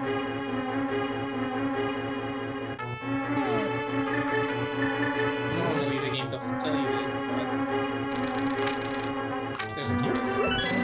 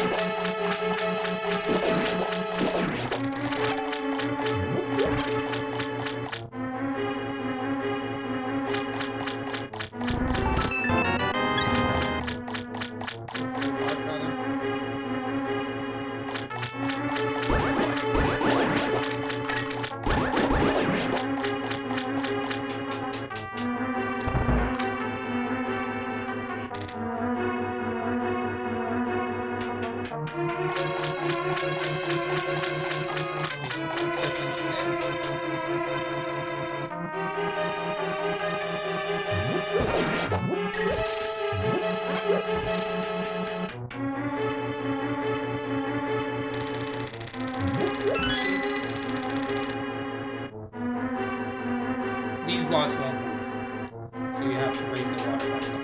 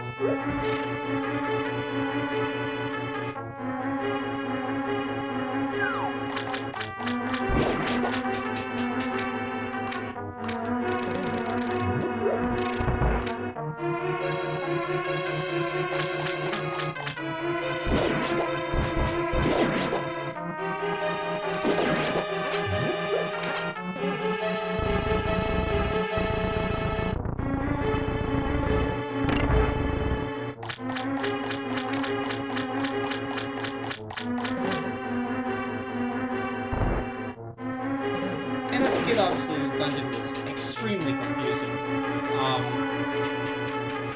But it's not too bad now.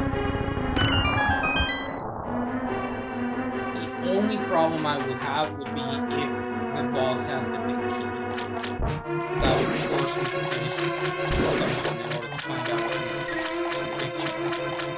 Hopefully that's not the case.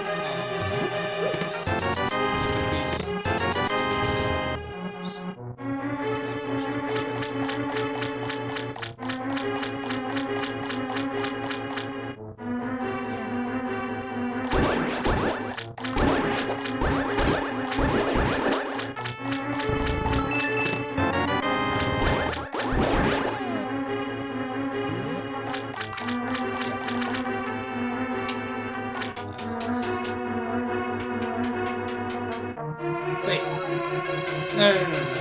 We're good. We're good. Because that means that if the boss has the big key, what's in the chest is the map.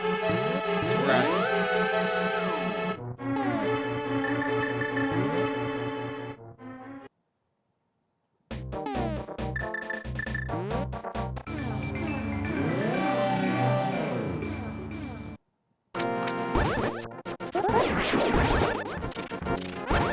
So let's take a look.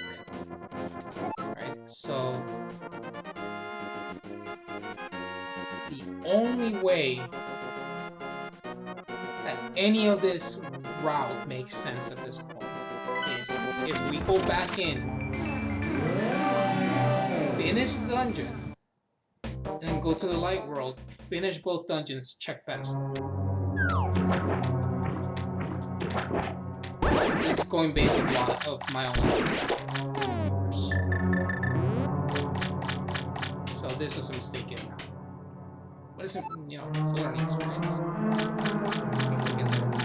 We can get back there. Fast. And damage is irrelevant at this point. I think I can technically one-shot this boss. Once he's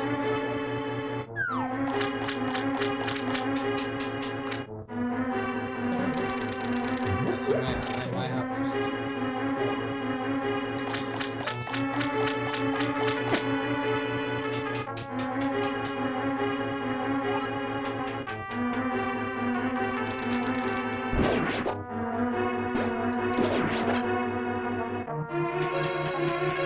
my only other choice. Also, I have another chest that wasn't open, and that would be the one in Thief's Den.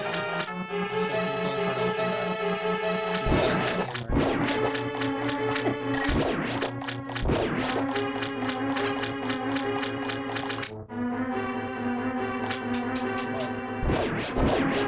since I'm already here, it's easier to do this now, and then I can get straight to Thief's Den shortly after.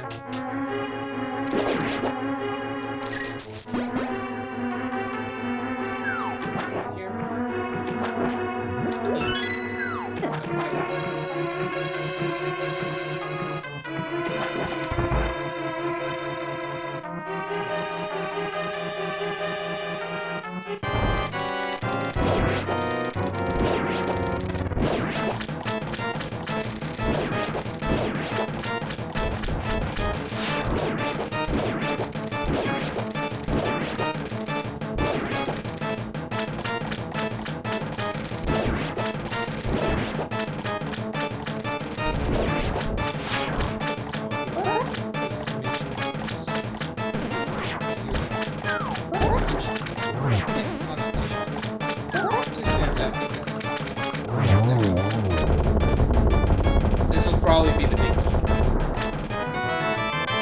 Okay! So so that's locked behind.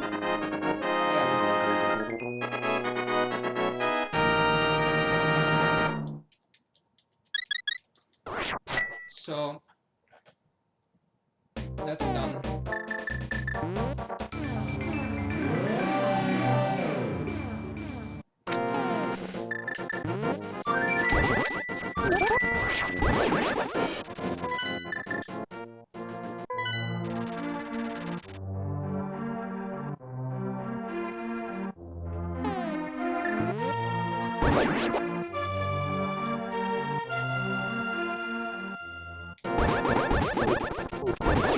If there's nothing on that Thief's Den chest, then 100% we have to go check pedestal.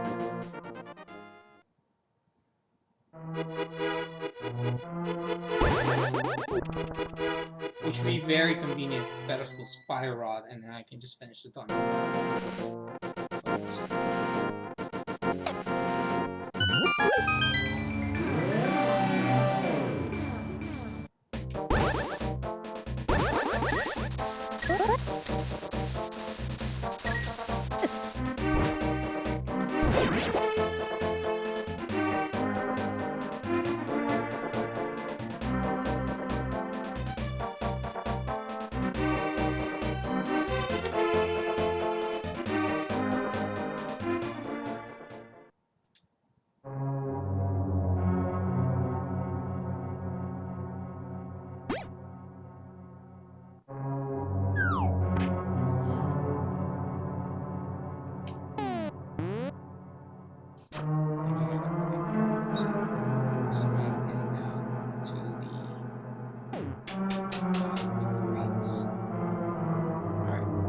So, let's see. We're already here, we have to go through here.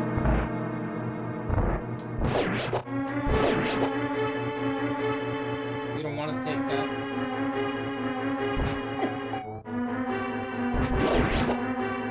I think drains magic, so it's fair.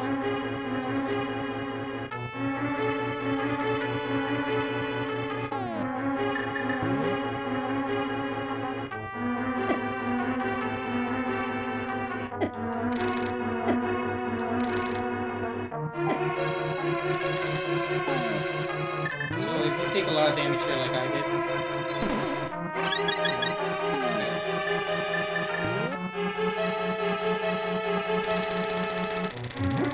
this, that, back.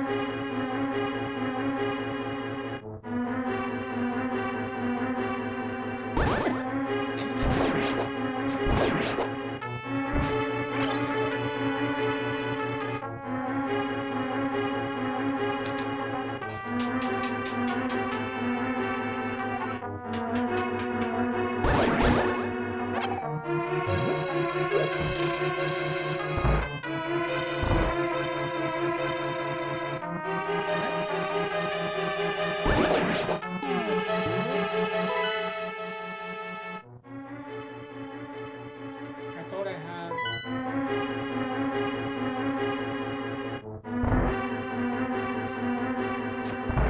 How did I miss a key? Should have a spare key. Oh yeah, the key is right here. I think.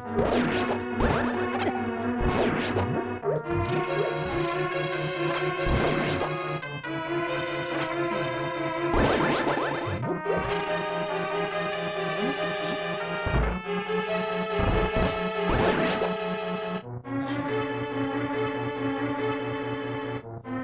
This is what happens with something.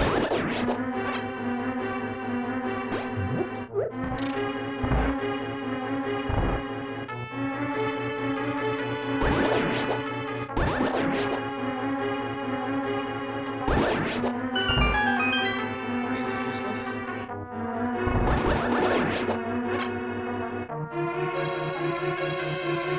I miss a chest.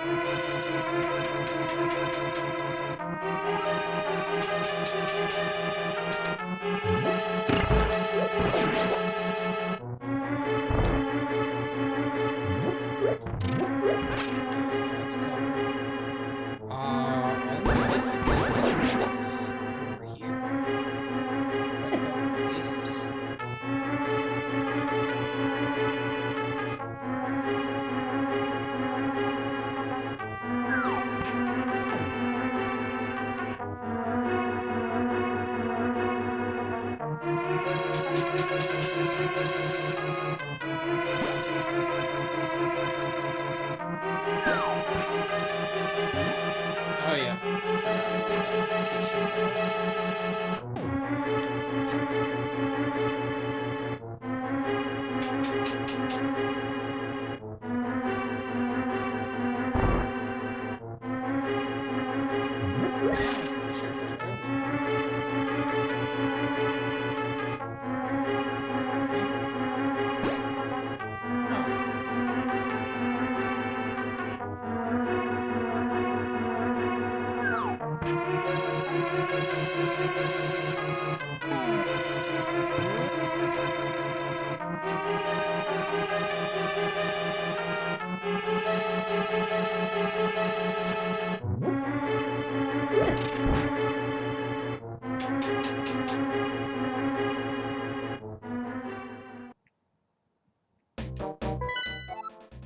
Alright, well.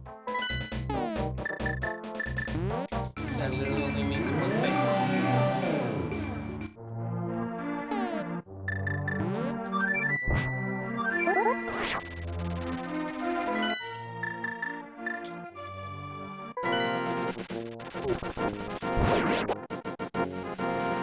We gotta finish the very first dungeon of the game.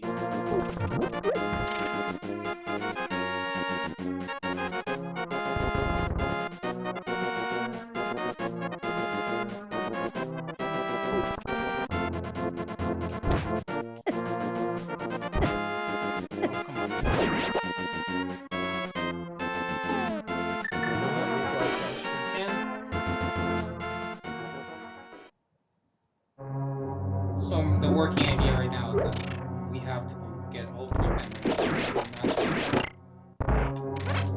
and open them up.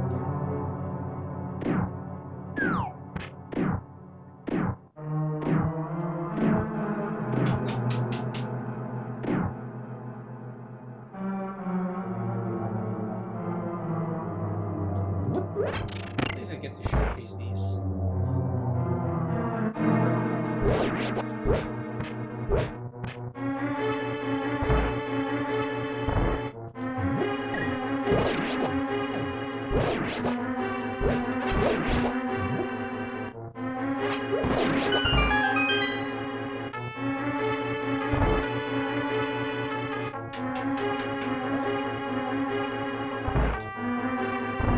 So we were all good up until here. So now...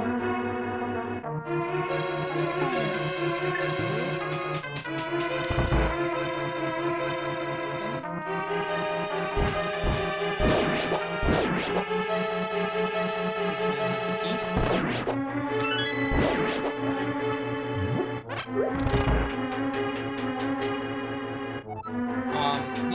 These will never change. Bottom left. Bottom switch. Top left.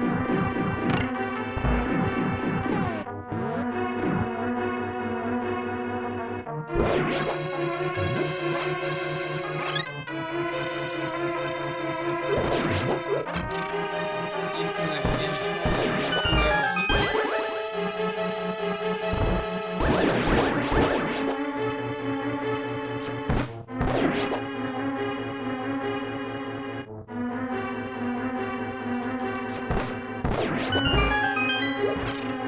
Got some arrows.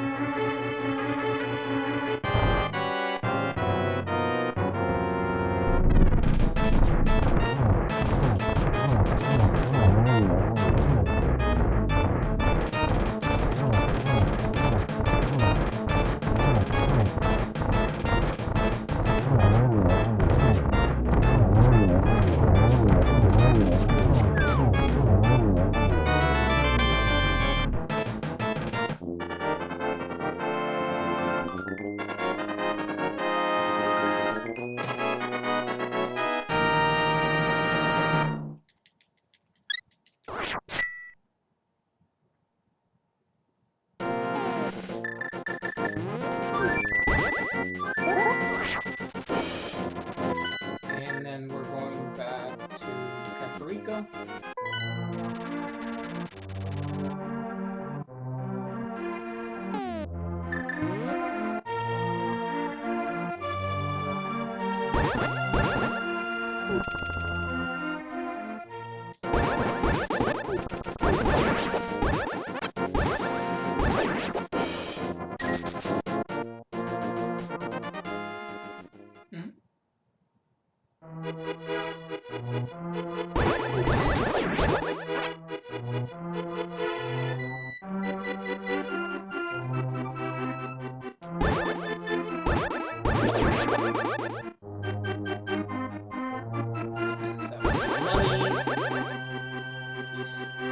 Actually, that's fine.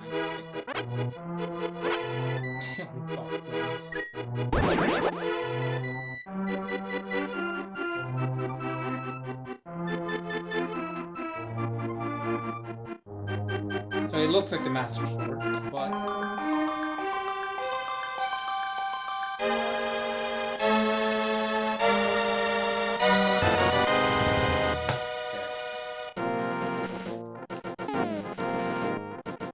alright, that's what we needed.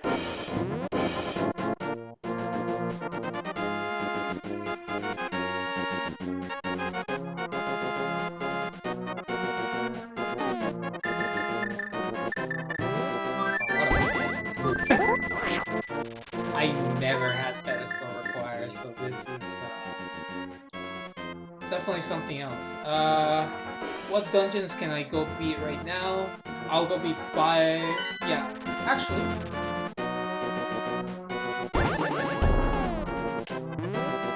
I'll beat 6 first, actually. 5 is very annoying. here, very easy. Open this. Sends you in. The only way I wouldn't be able to finish this section right now is if it requires me to open it. So check into that line as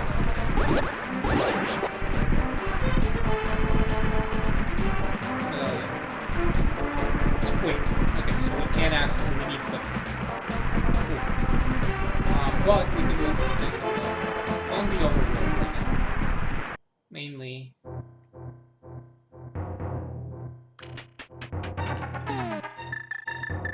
Remember that glitch with the mirror?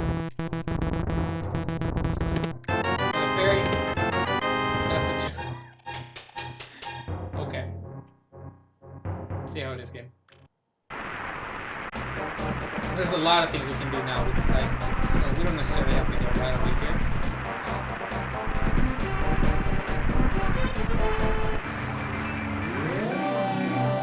This is one of the things we can do.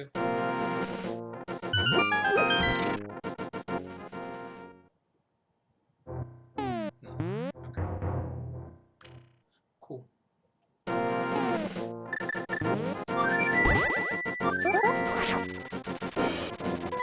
So we know we need Quake for there. But let's also check. Let's also do this side quest right here. This is gonna actually add something. So go up. So with the Titan Mints, we can go and rescue the frog in the Dark World. And the frog is the partner of the carpenter in the Light World. So normally once you reunite them, you would normally pay them 10 rupees and then they would make you the tempered sword. We already have the max sword, so it's gonna be some other item. Usually something that we need, like the fire rod or the ice rod.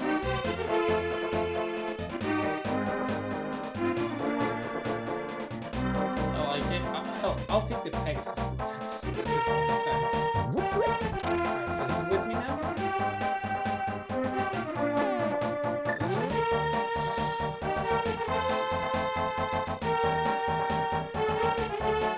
So normally, obviously, you can't access this without the Titan Mints. And then you have to hit every spire.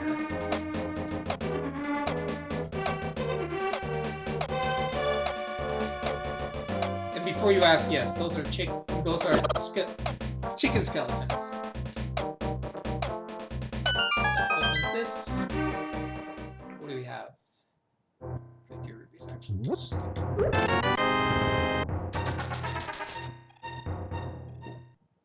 okay, so this is done, and then we'll go and return this man to this man.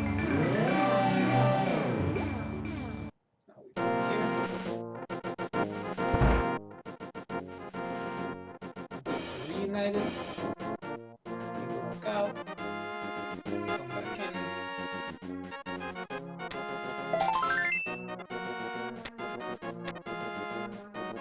Okay. But also.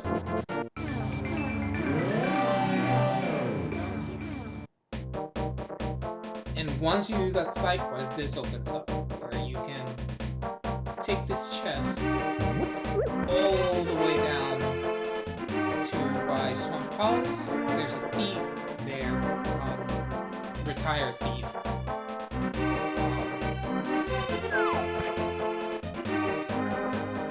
That will open this up as soon as you do this.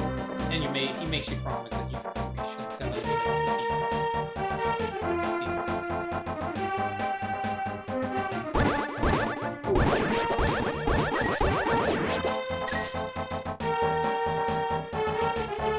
We also now have full access to Dark Death Mountain, so I might also try to cover that over real quick, if this is nothing worthwhile.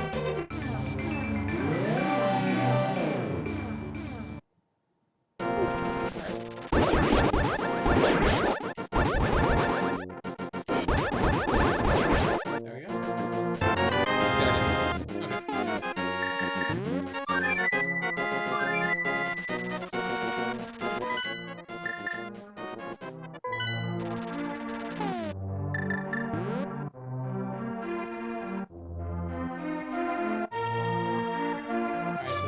this gives us basically full access to finishing Skullwoods, finishing Ice Palace, and also getting through the first part of Turtle Rock into what is known colloquially as the shit show, which is that entire area. So,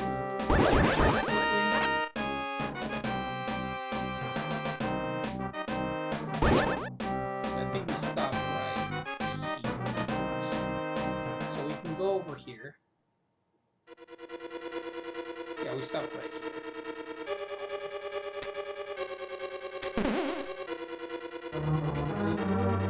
That door is useless.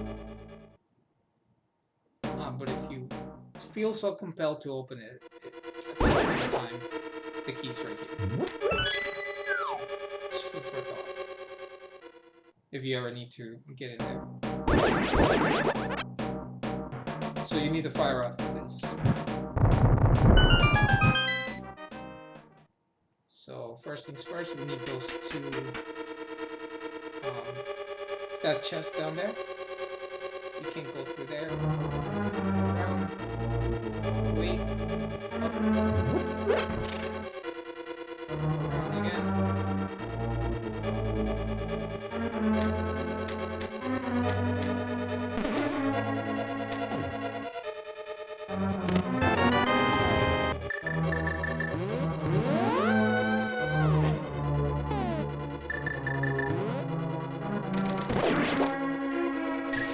I'm missing something to make it sit down. Okay.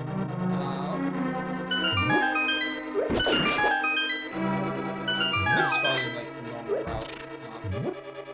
You can get around with like the things here, so it's not good. These guys are annoying.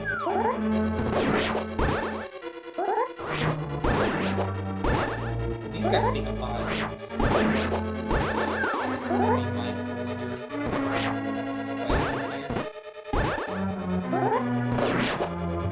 If you try to kill them with any other sword, actually the Master Sword, that's what you normally have at this point in time. It's almost impossible. So it just the reason you wouldn't normally be able to get through is that you're able to do that. That was actually cool. Normally you'd have to glue one of these guys to the key, but because I had that other key from before, that's like the last trap of that dungeon. You drop down, you find Mothra. I think it's easier to do this actually.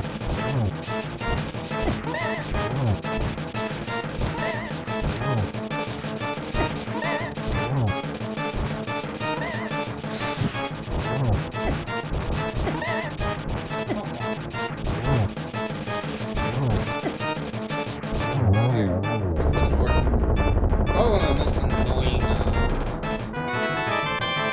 bosses in the game.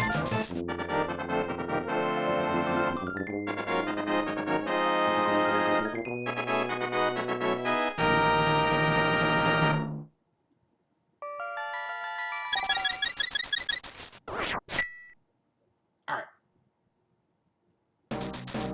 Back in business.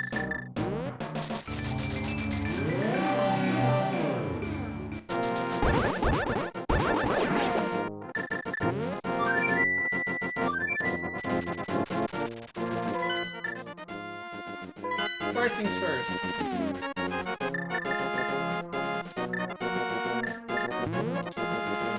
She can go free, because what I need is...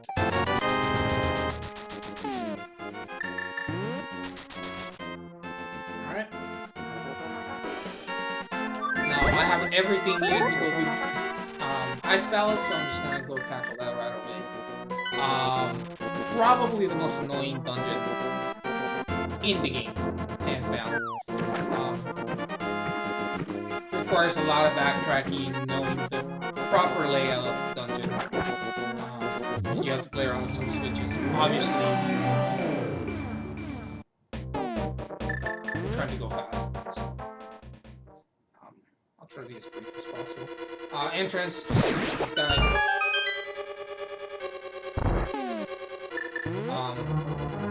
Obviously, ice mechanics are annoying. You can get around them by using the hook shot. It'll fix your X and Y axis positioning, so you're not like dancing on nothing. I'm gonna do that. 4 doors. Go down to the first one down. These guys are supposed to die instantly. I don't understand that. Magic boomerang. So we don't even have a need to get the original, the blue boomerang. At this point. Come here.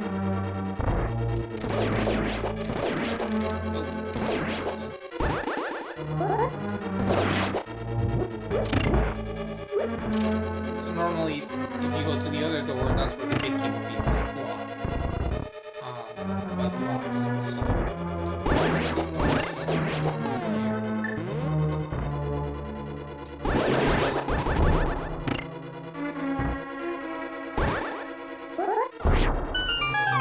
here. And this is the first time that you actually fight the Stalfos. Okay, drop. Part for bomb. Fall. Hit them. Bomb.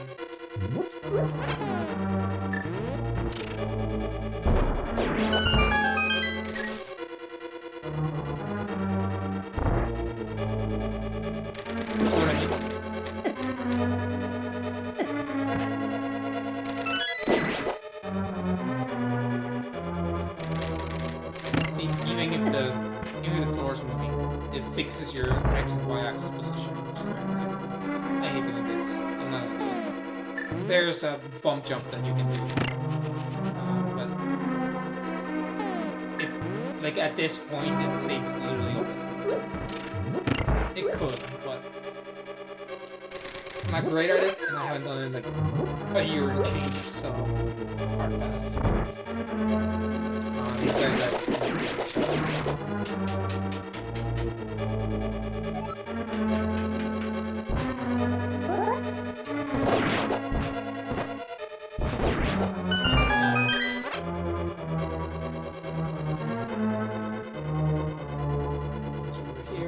never go to the top. The top is useless. Always think bottom here. Scroll. Shut yourself. Wait. Normally he'll be perfect to use the Pegasus boots because you just walk straight down.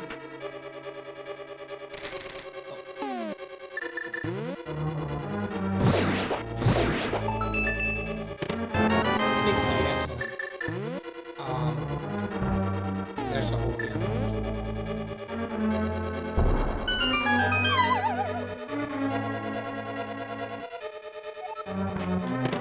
There's normally be the blue mail.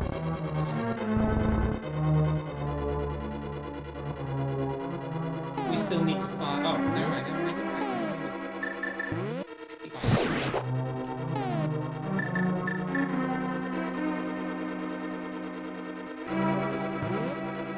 Now the question is, do I want to full clear this dungeon? Probably, yeah.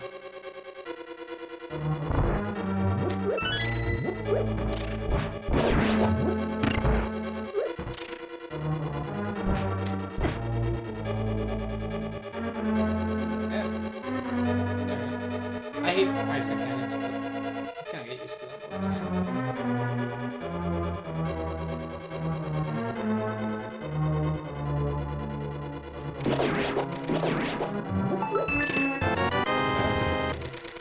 That's one of the two.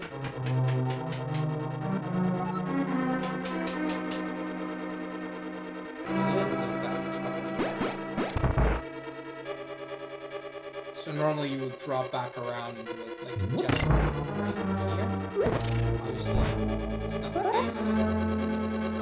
Here.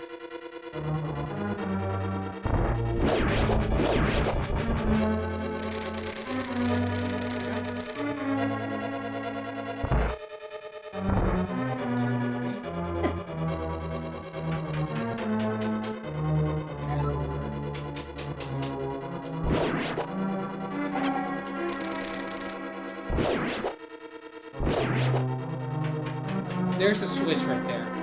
I'll come back to it in a second. I need to come back down the stairs. So anyways. 2. Grab the key. Leave that one up. Slice this man. Send to check.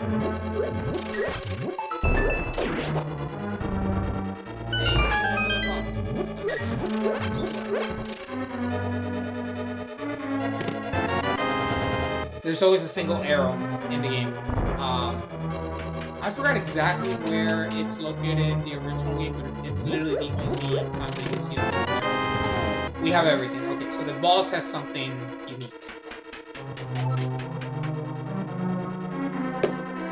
Will you get back? There you go.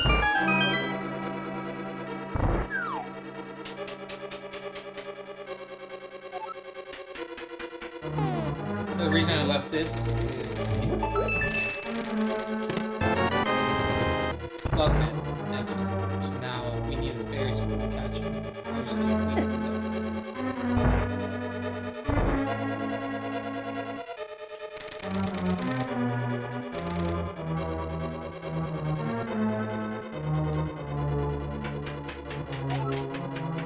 Okay. So normally, here's how this would work. You drop here.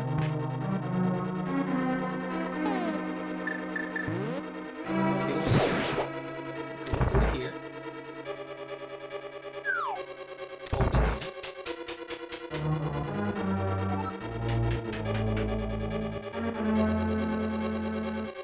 Come down here, and then we need a key to open that right there. However,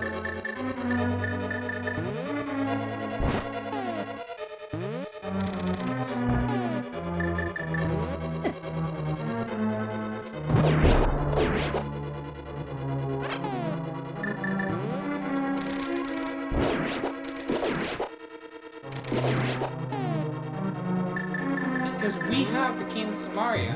Usually this. Oh. So you don't have to do the giant loop around this dungeon, which is very nice. Mild inconvenience. You gotta make it with what you have. Very nice. Do that. I usually check here, always, even though I already know this guys are here. I do just swipe it out. That's almost usually guaranteed, at least in my experience. Grab one of these. Back.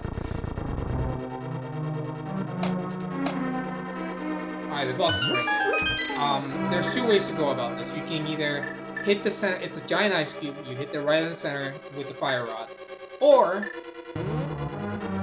you literally just crack it with bombs and go to town on it. Okay, sir? So, now it's right.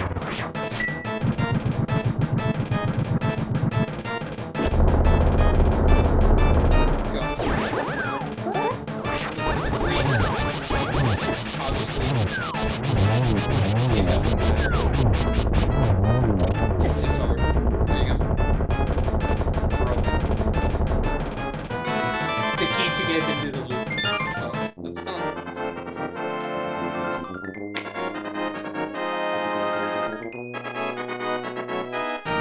So what do we need? We need to find the Quake Medallion to go access Mystery Mine. And we can also go check Turtle Rock now. Probably the best choice would be to go to Turtle Rock and try to finish everything while at the same time checking the overworld for the Dark World. Let's do that real quick. So there's a couple ways to go about this. Gotta be kidding me.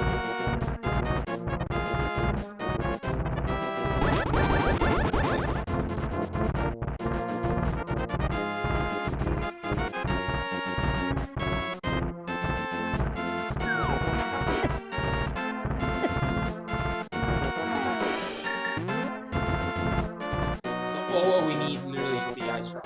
That's it. Everything else we get from there on out, it's just extra. So the way to go about this, you go down here.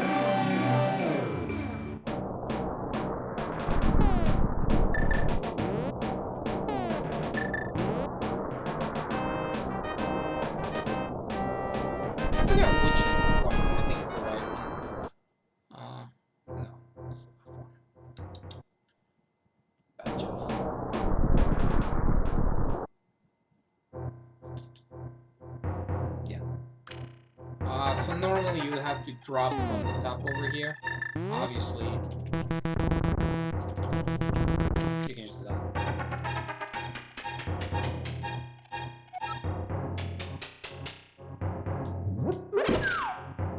Drop right here.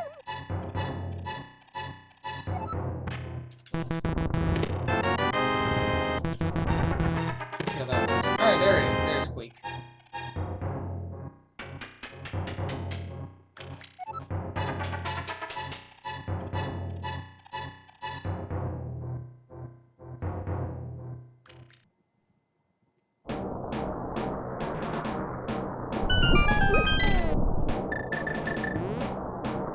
Literally just need the fire rod. The ice rod, sorry. So this cave is usually reported. Either has a bunch of stuff or it's just worthless. So far, it looks like it's pretty worthless. Not worthless. I retract my statement entirely. We are in go mode. We can finish this game now. This is something real quick.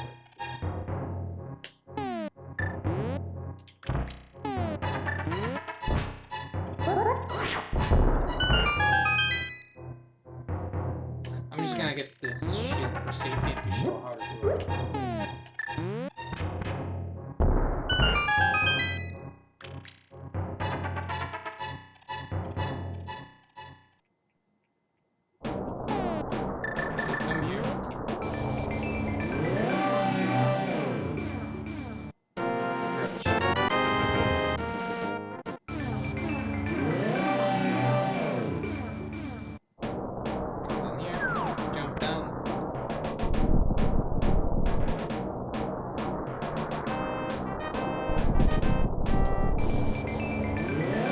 Oh, I didn't even check what it was, damn it. Well, it doesn't matter. I'll open that up now. It's okay, so it's also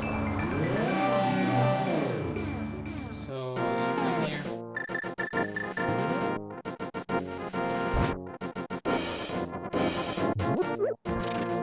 Do that. 3, 2, 1.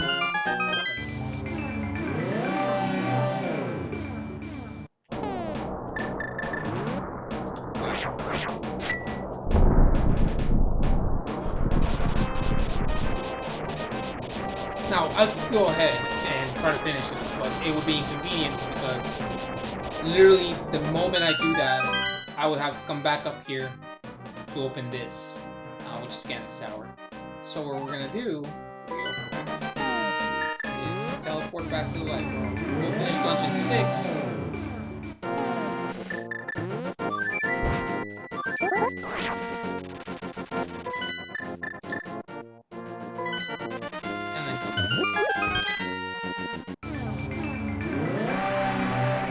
Oh, we also need silver arrows.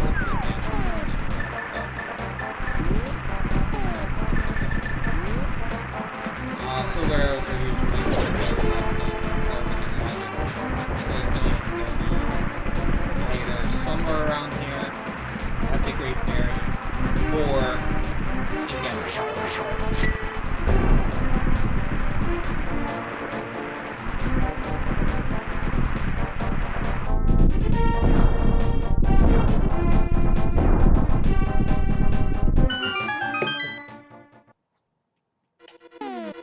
Welcome to Mystery Mire, Dungeon 6.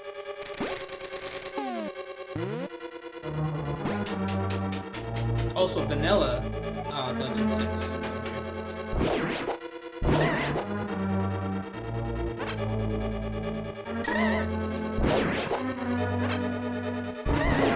This is where you first encounter the Wishrows, the Venetian bastards. Great. They're not great. They're really great.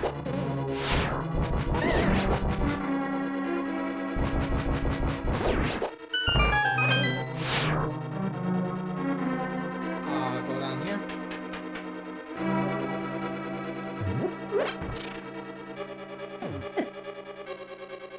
This dungeon is not very difficult once you know where you're going. Treasure in this one would be normally the case scenario. Mostly. It isn't. It's already out of the items in the game. But we need to clear this dungeon. So let's just do it real quick. Literally all I will find at this point in time will be either Beasts of Heart, the half magic, or stuff designated specifically to the dungeon. But we'll just go through real quick. We get it right there. And then there's the switch right here, which opens that. There's the big key. That's fine. Let's go up here first. We gotta find it in space.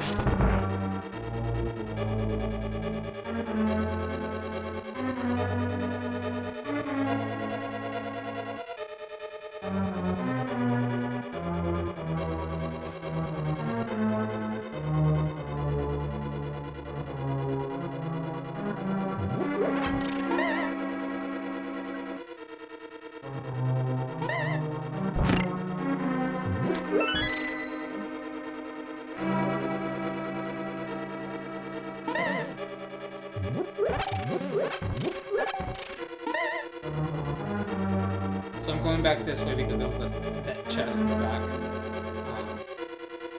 That the blue pillars, the blue blocks were placed.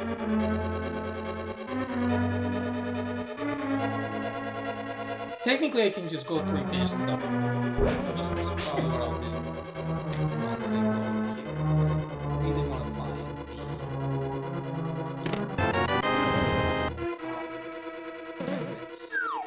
not the Titans, the silver arrows. That just makes Ganon so much easier, and I don't have to really go through that much.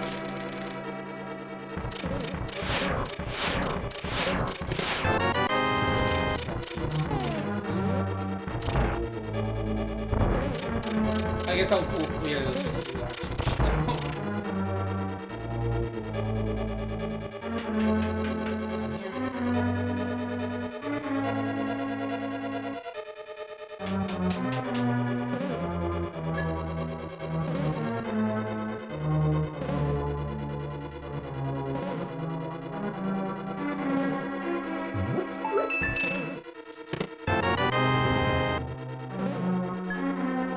You don't even use like 90% of the keys in this dungeon, so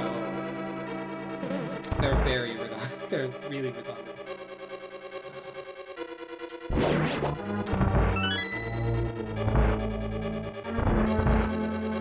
Was that bottom here?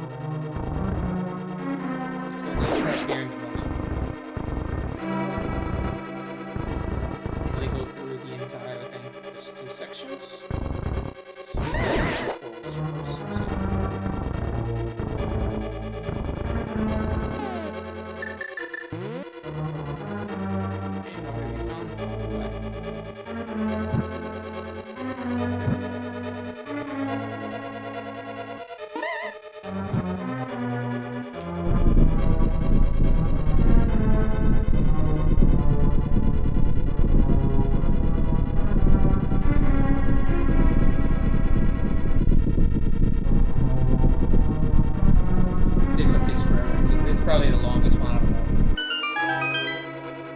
There you go.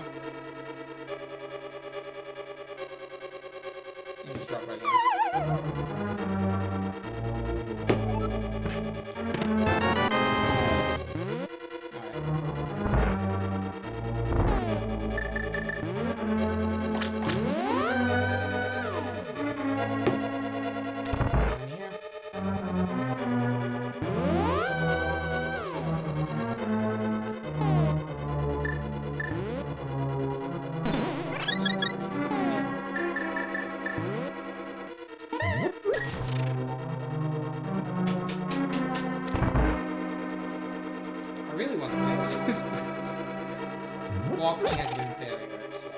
Normally, I should have been done with this by now, but it's fine. Go downstairs. Over here. So here's where you normally would be your first rule using the keep sky right there. Come through. Go across.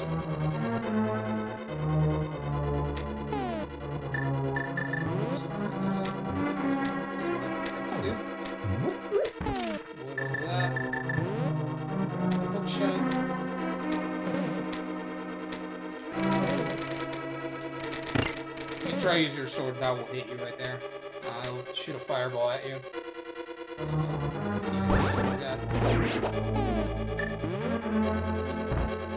Very clever, Nintendo. Ouch. Very clever.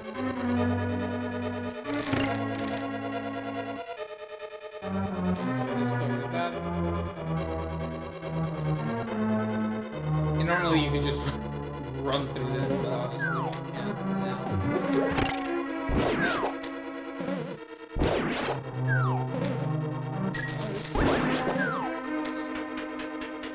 They just don't stop.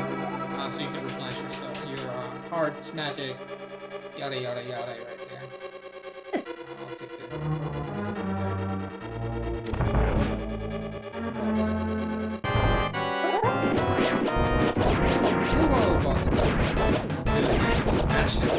We have this sword.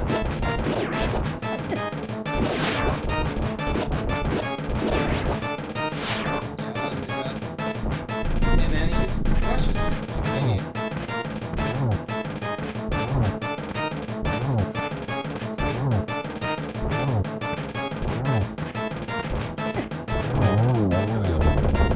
Miss one. Normally that would be a sword upgrade.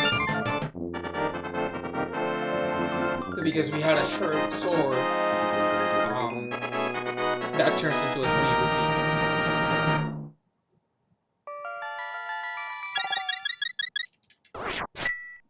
Now we can go to Link's house in the Dark World and purchase the bomb.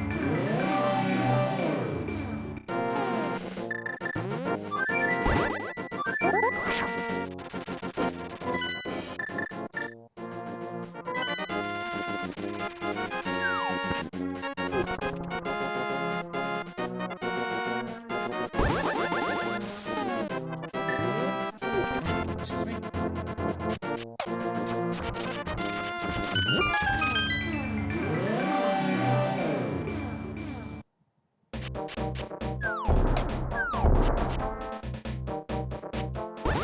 Now we just have Turtle Rock to finish. So open this. So, as I mentioned, once you have pendant crystals 5 and 6, it is available for, I believe, 300 rupees, give or take. Or 100 rupees, you can't run while you have this, so there's that. If you run, you'll drop it and it'll explode. Either pick it back up, which sometimes the hitbox is a little wonky, or you'll have to go and buy another one. That also applies if you get hit. As I'm about to get hit.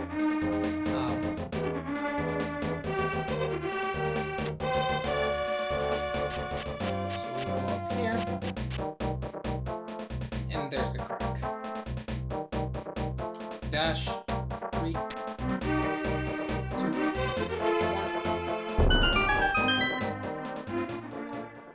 And there's 2 chests. There's no fairy. But the last bottle, 20 rupees. Alright. So now, let's do total.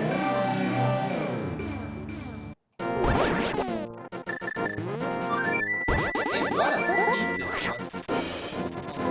We're not done. We still have Ganon's tower. And Ganon himself.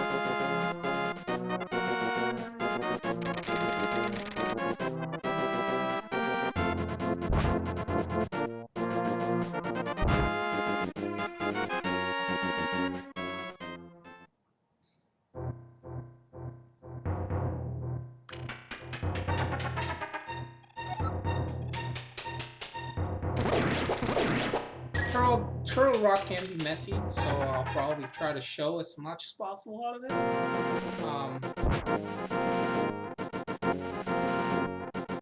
It can be a very it's the last dungeon for a reason, or the last crystal for a reason. It really makes you think how to approach certain enemies and certain moves. So it's open now. So first things first, you would not be able to get here without a Kingston Heart. You absolutely need it. Reason being, that. And this is a mechanic that's basically unique to this dungeon. Just hold the D-pad in whichever direction you want to move towards. So you guys heard that in the background?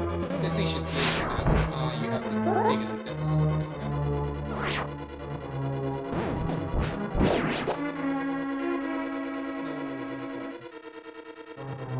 We have enough magic potions to last us.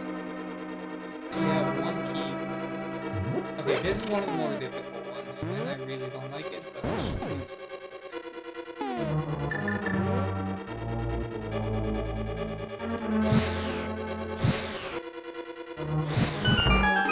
So normally you have to go all the way around. You don't have to. That's on a timer, so that runs out, and then you have to go around all the way and redo it. Or you can just, you know, throw yourself off the ledge and reset your position, which is a lot easier. Boss key. Nice. Key. Take this. Reason I'm wasting it is because there's a refill right out here. Didn't take on purpose, so there's the heart that I took. That's gone. Refill's there.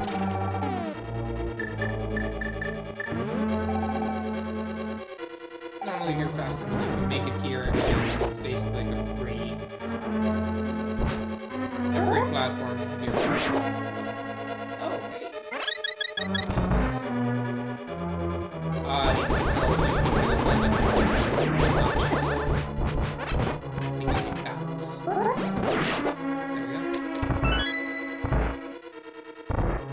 chain jumps are actually unique to this dungeon as well, so we do that. If they hit you, it's like 3 hearts of damage. It's a lot.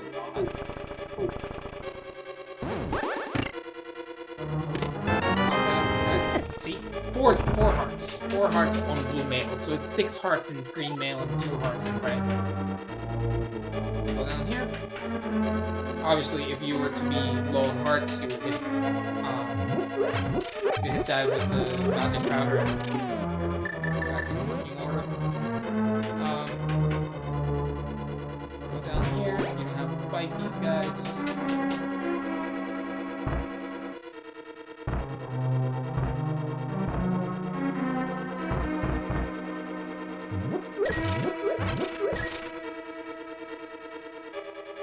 Take the bottom first. That'll take you all the way across.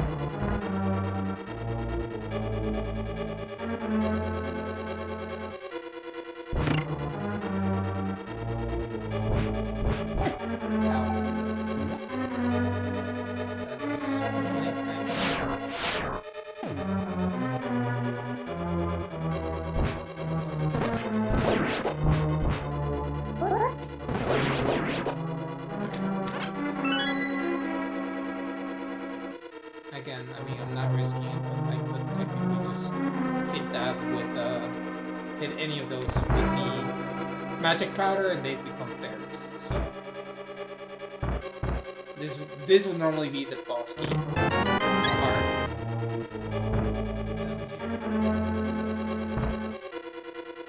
And then the intended way is going around here, dropping and taking it again. So this puts you back here, which is a full magic refill.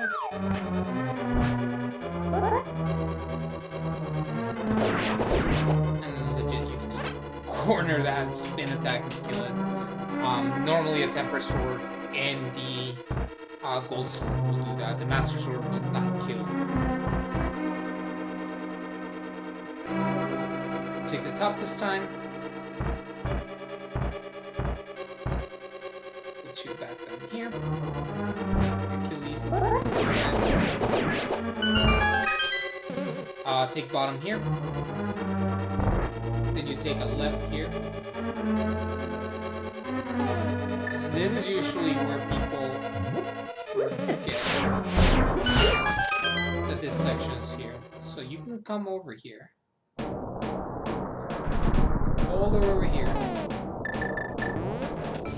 Mirror. This is the one cave that you need the mirror. And that it has dark world enemies in the light.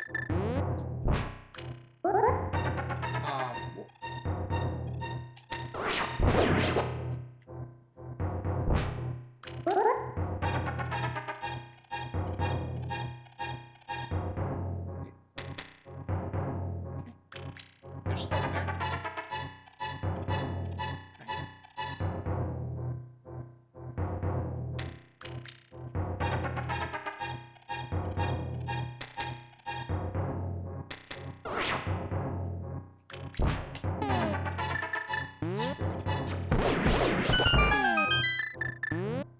I want to make it look cool.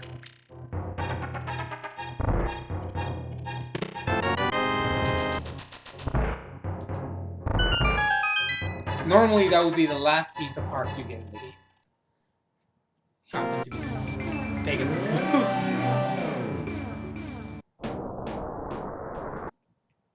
You can use the King of Samaria there, or you can just look shy and move yourself across. Vanilla Mirror Shield, perfect. Alright, so the rest of the dungeon is pretty much straightforward.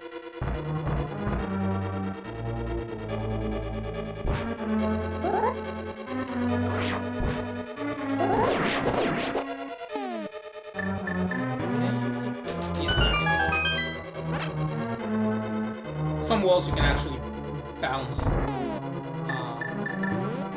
You can actually bounce using the Pegasus boots, so that's useful if you want to save some bombs. I think this is probably the most annoying part that everyone starts dying here. So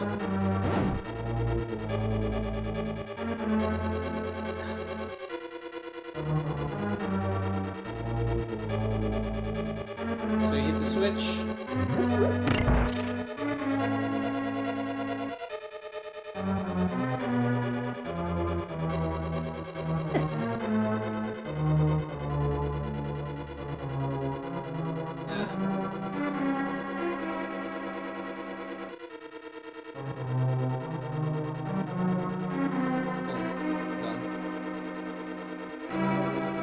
Last part is right here.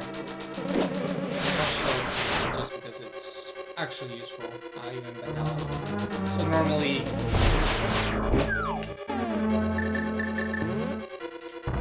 if you want to be super safe, or you come here, not as overpowered as this, you pop out right here real quick, and that gives you an entrance point just in case you die, so you don't have to go all the way back from the beginning. Now these things, very easy.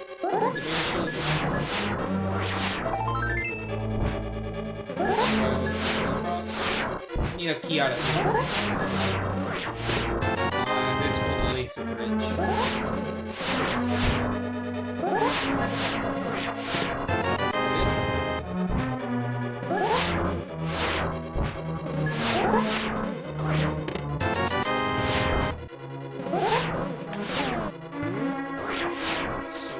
Since the map. Freeze them.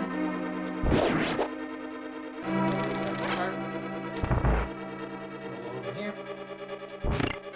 Freeze them. Grab. Choke. Choke again.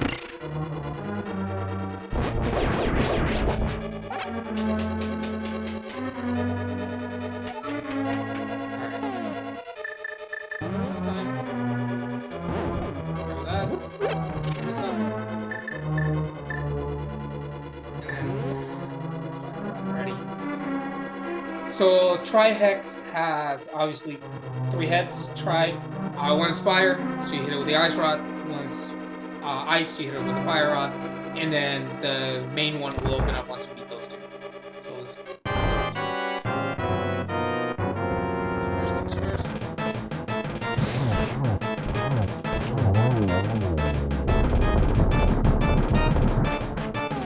That's fine.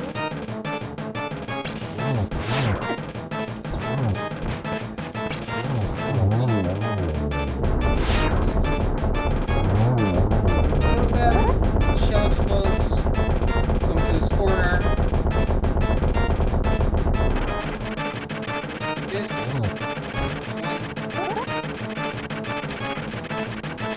Like, I mean, I can just forget it.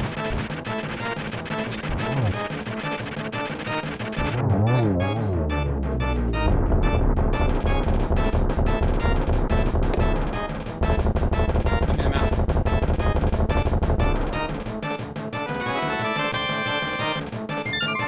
Alright, that's all crystals.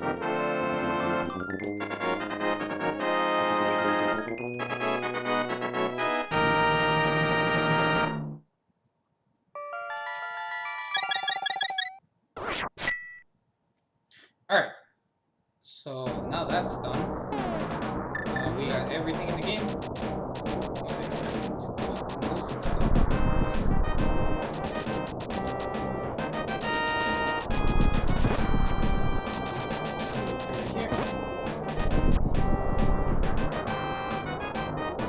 Can is sour, has a magical barrier.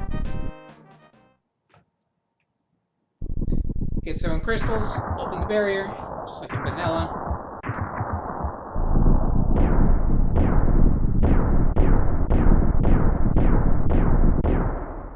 Now, the only thing you need in this dungeon is the boss key. However, it can be in one of 25 or 27 chests down here. So we'll start now with this. There's the silver arrows.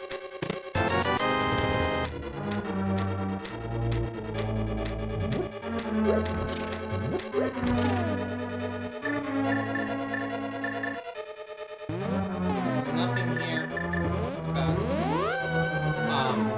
I usually do that check and then come and go through the entire bottom left side. Just because it's easier in the long run. So normally that would be a key, that's a rupee. That's a key. 2, 3, 4. It disappears.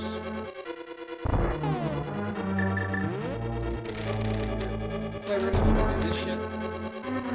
It was fun. 3 chests here. The moment we find the key, the boss key, we're out of here. And then we just go straight up there. Red mail. Alright, we got everything.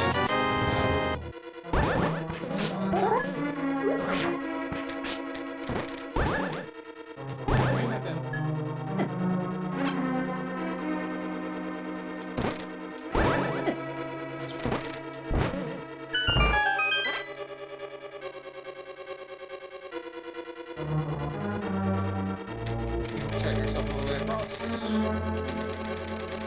Here.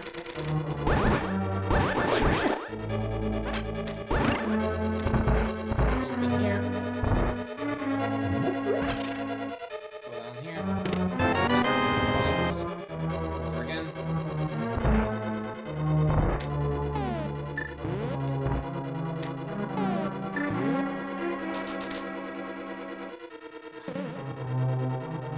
Oh, this is one.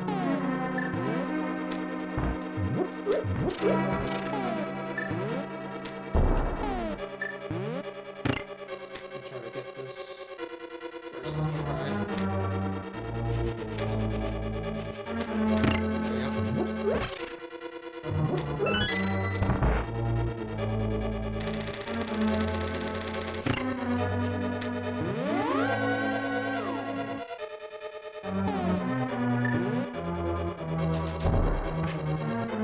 Yes, you can jump over fireballs.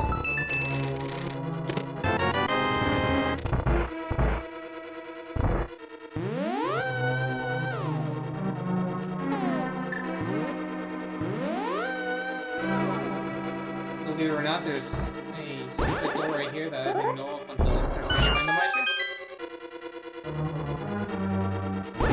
This guy.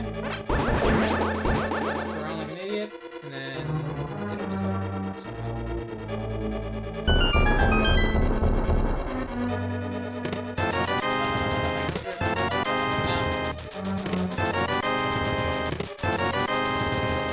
We gotta keep going.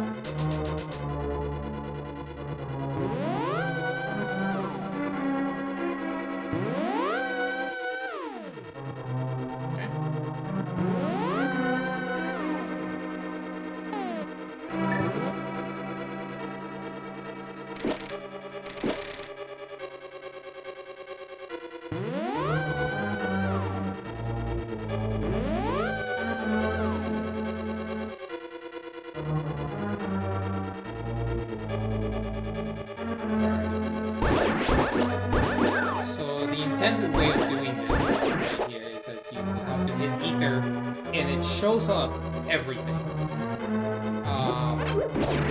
You obviously don't have to do that. You can just do that. Then you come here. So we're gonna put this blue man. Here. 10 arrows. Put a bomb here. Switch.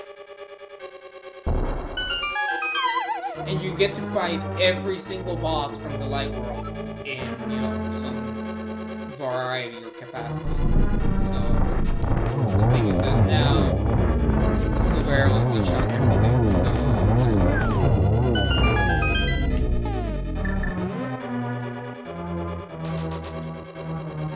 3 chests here. If the big key is not here, then I have to go all the way around. It's not here. Okay. So we're gonna do something similar.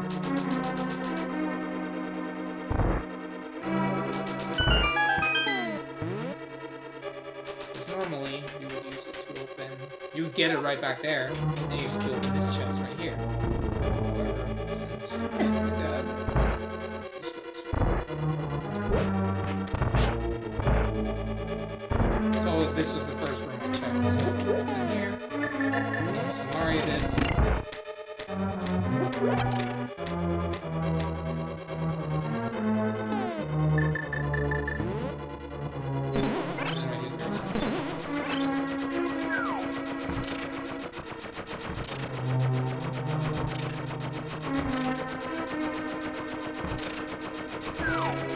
I'm pretty sure this is key anyway.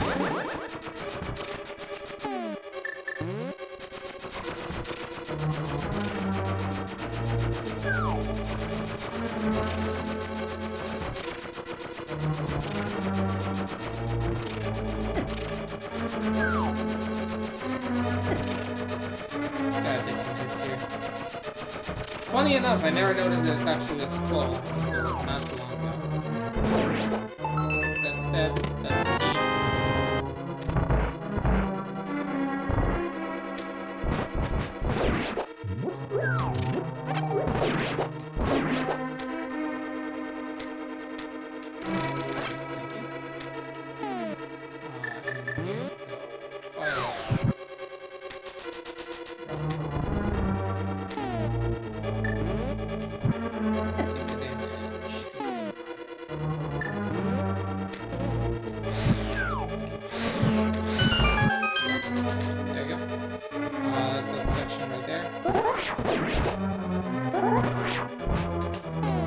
Here you can throw a bomb, or you can throw a block from the cancel range that made it quick. Whichever is your preference. I prefer the blocks because it's easier to control.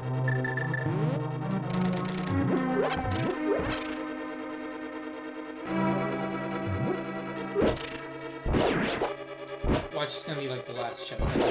These are the last 4 chests here. So,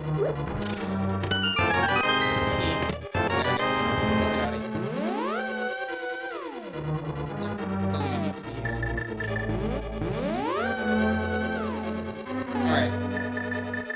So we basically got everything. Alright, let's finish it.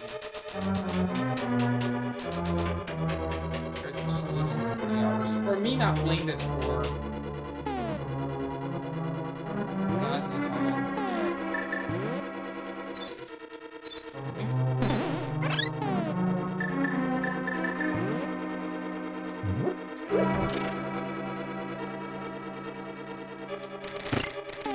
Also, these guys die instantly to sleepers.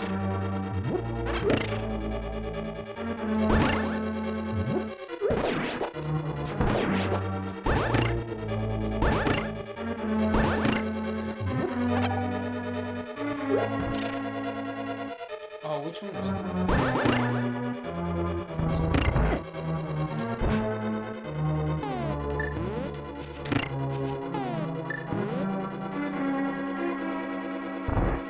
Oh, cute little trick. You can line them up without even moving.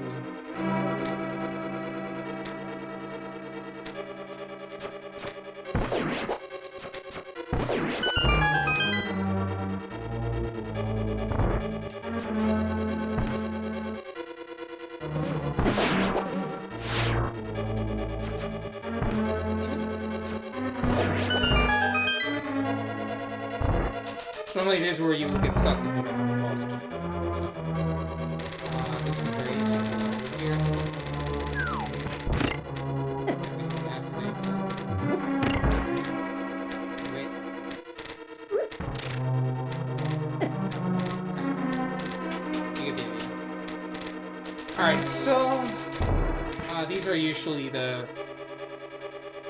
ones where people have difficulty. You just have to take them out. It's not that hard. This is the gauntlet right here. So you have to beat all the enemies. Which versus the next one is like a few moves like this. That's one.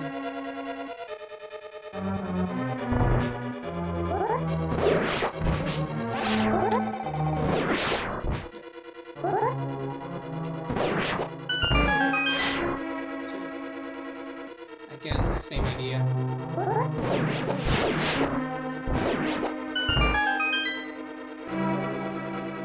Again, same idea.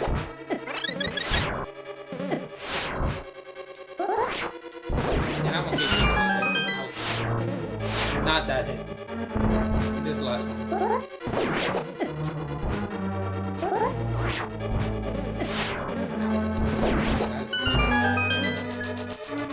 So here, usually you'll be scared and run.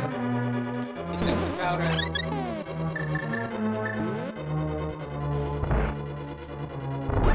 Now we have the second boss. This side, they only take 2 hits, and then that turret keeps firing fireballs, so it's kind of annoying sometimes, especially if you don't have the red mail. So that's basically the most annoying part out of all. Let's see how I do this. Yes. Sweet. God, I forgot. I just dashed through here.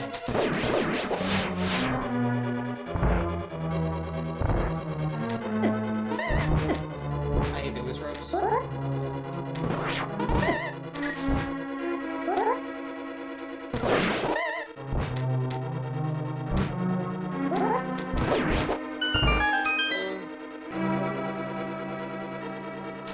Stick your right, you'll kill everything with the gold sword anyways.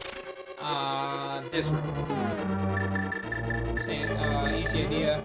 Light the torches as you go counter clockwise or clockwise, depending on how you want to move. I personally like to do 3.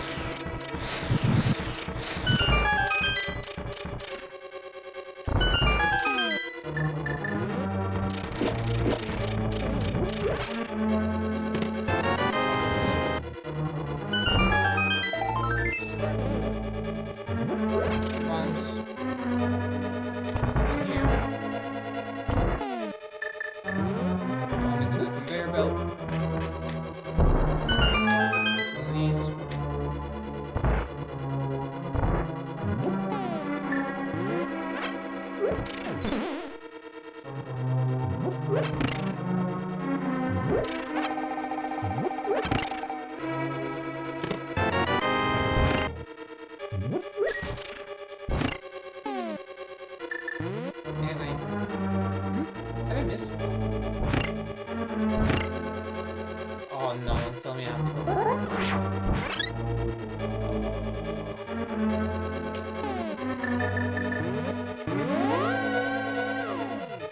I hate this.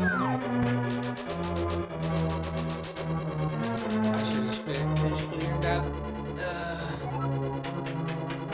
I honestly hate it when things like this happen.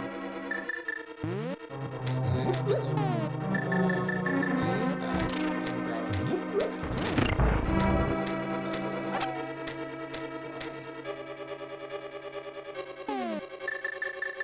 Then we'll have to do the climb all over again. Oh my god.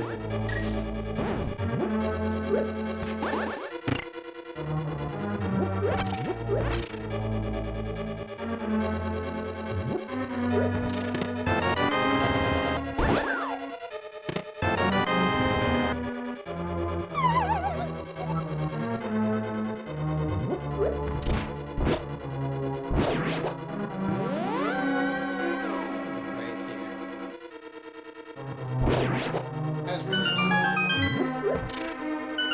this right here.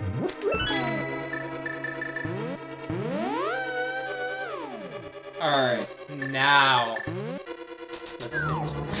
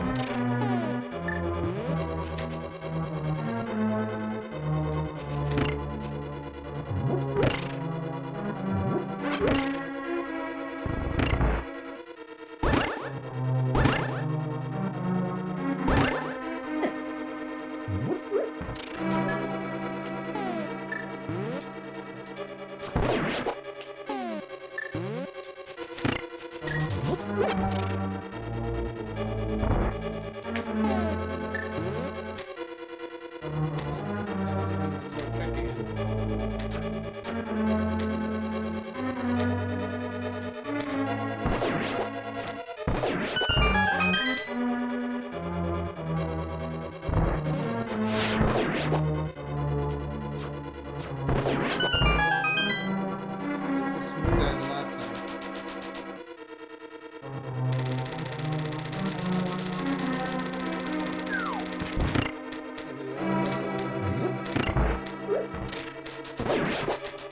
I think gluing the bosses, if I'm not mistaken.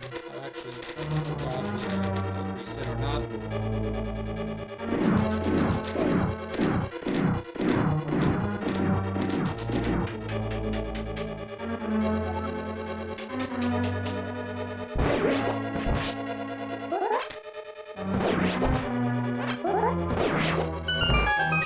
The skeletons won't react when you charge the sword.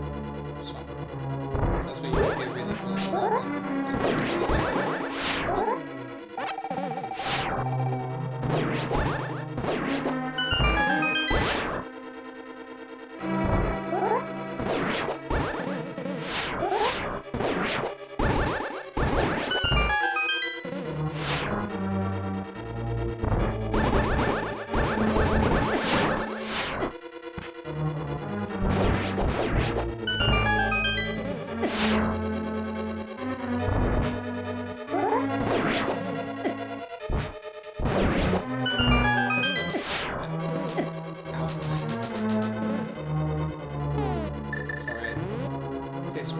right here reduce.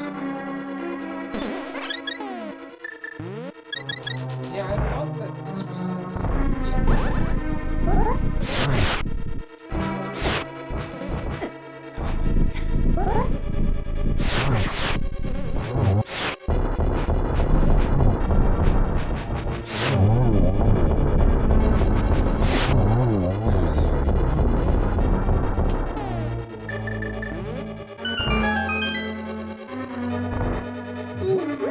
Alright.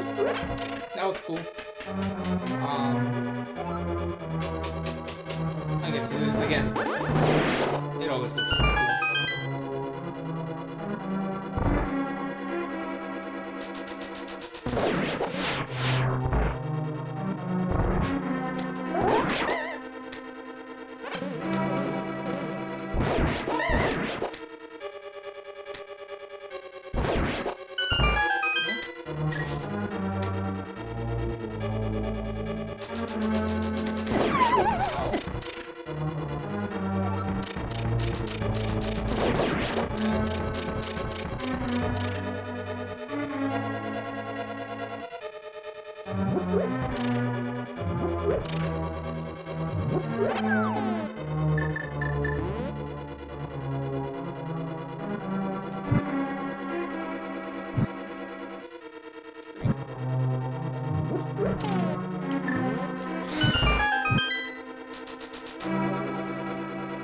And also give me a magic refresh.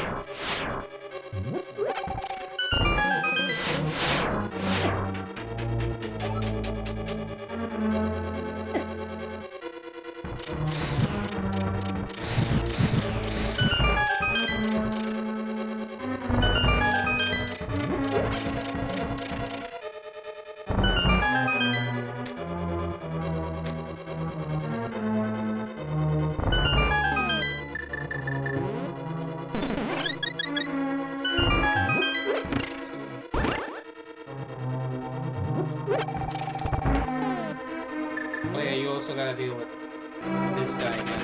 I think he's only like 1 or 2 hits, if I'm not mistaken.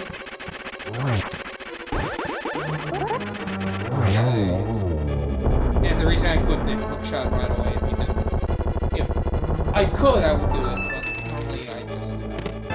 Not magic, finally. You can also do this. And I think this is the very last. This is the very last challenge on the run. You can use just the cape and save yourself. You can bump you forward. 7-4. Shot.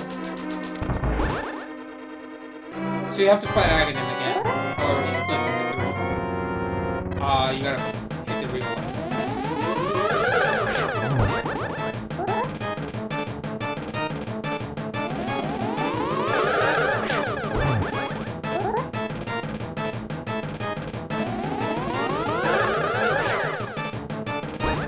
That was a big goal.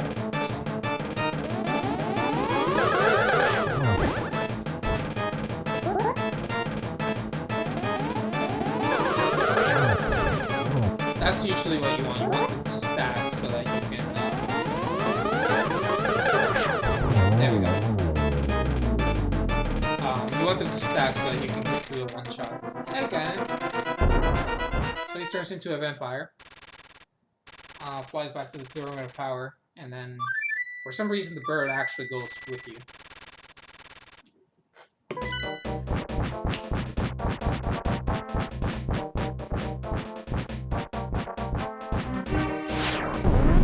So he'll crash land there, and you fall. You actually can get a hit. At first, that was I get running thinking. Oh yeah, you'll have random consequences.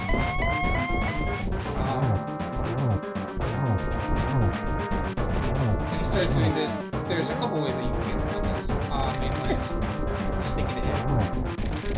The other ones do that. And so he'll start throwing. Do that again. Damage slows.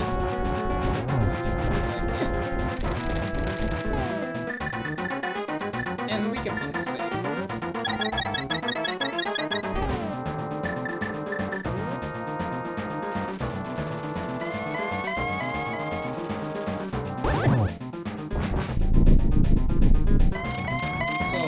Now, the size of the area will start to fall apart. He'll do this 4 times until this is already completely destroyed. Or he'll keep teleporting. He'd say something about silver arrows, or normally he would say, "Oh, can you fight this technique in the dark?" So now you wait. Or he can just be moving this way. Hit that. Hit once. Hit twice.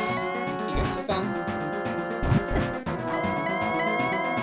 Try to jump with the sword. Do the arrow. It's okay.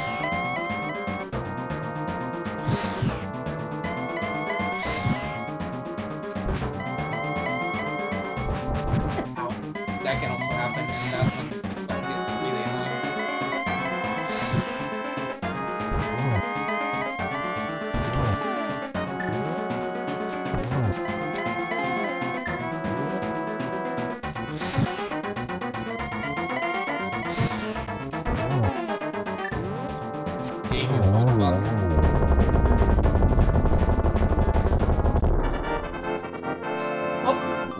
and that's Randomizer, so then we'll see the final stats, and yeah. Boom.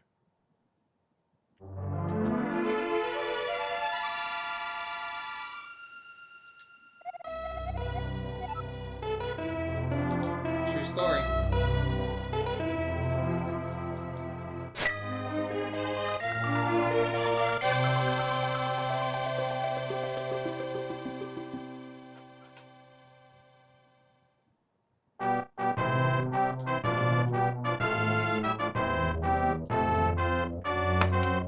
That was basically, well, the randomizer scenes.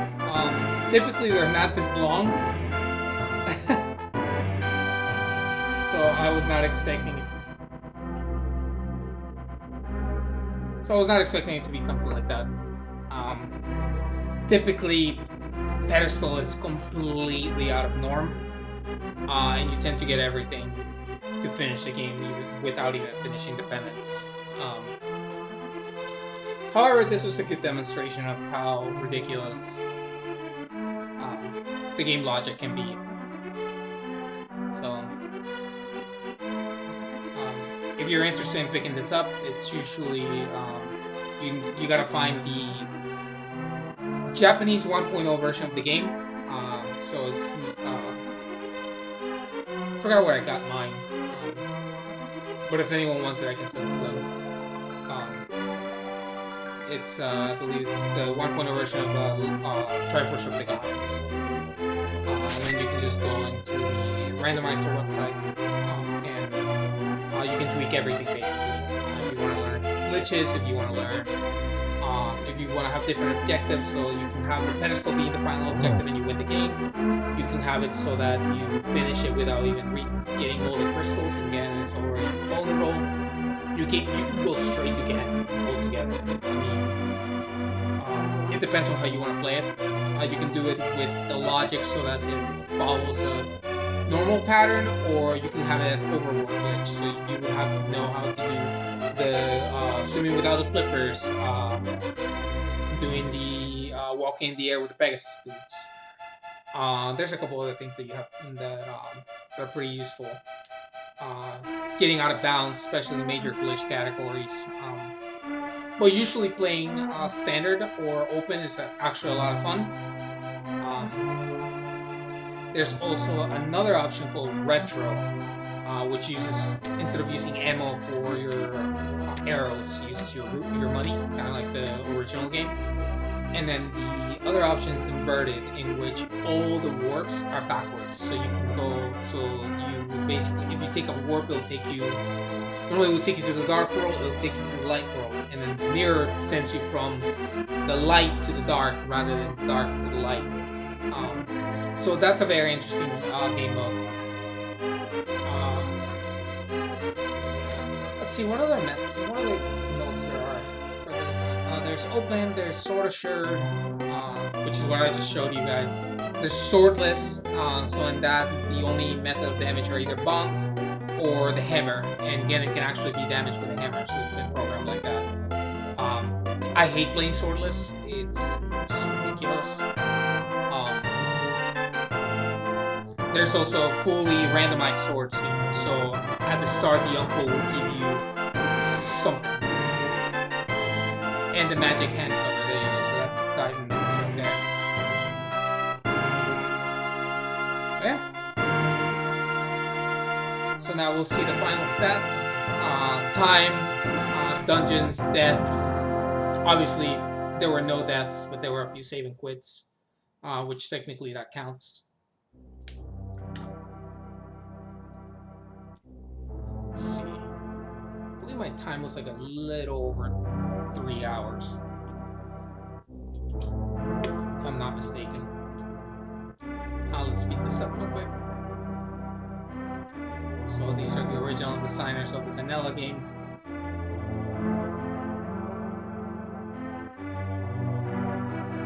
Obviously, Koji Kondo, great composer, legendary.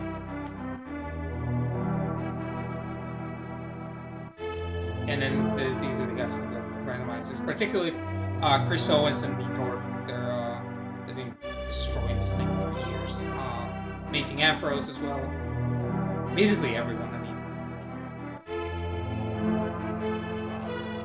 they've thrown so many sprites at this game. Your sprite particularly, that's nice. Yeah, if you want to follow, there's the Discord for the community. They also on the Discord you can also get the ROM. Just remember that. Okay, so the important stuff. There we go. So the first sword is found in 9 minutes. Pegasus puts 2 hours in through the 21. Mirror at 33. Boss skills, none swordless, 1 with a master sword, 3 with a temper. We got the gold sword early, so. Ganon Tower Big Key, 22 chests, we check 19.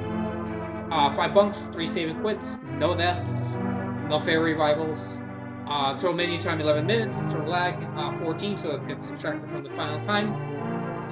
Collection rate was 195 items, so that's 216, and total time was 3 hours, 60 minutes, and 42 seconds. Not bad. So, thank you for watching. And also here, let's see. Oh, there you go. So, those are the final stats. So yeah, thanks so much, and let me know if you guys like seeing more of randomizers. I used to play them a lot back a couple of years back, and then I kind of dropped off and picked up a lot more FPSs, but I can go back to this. It's actually a lot of fun. Alright, thank you guys. See you later.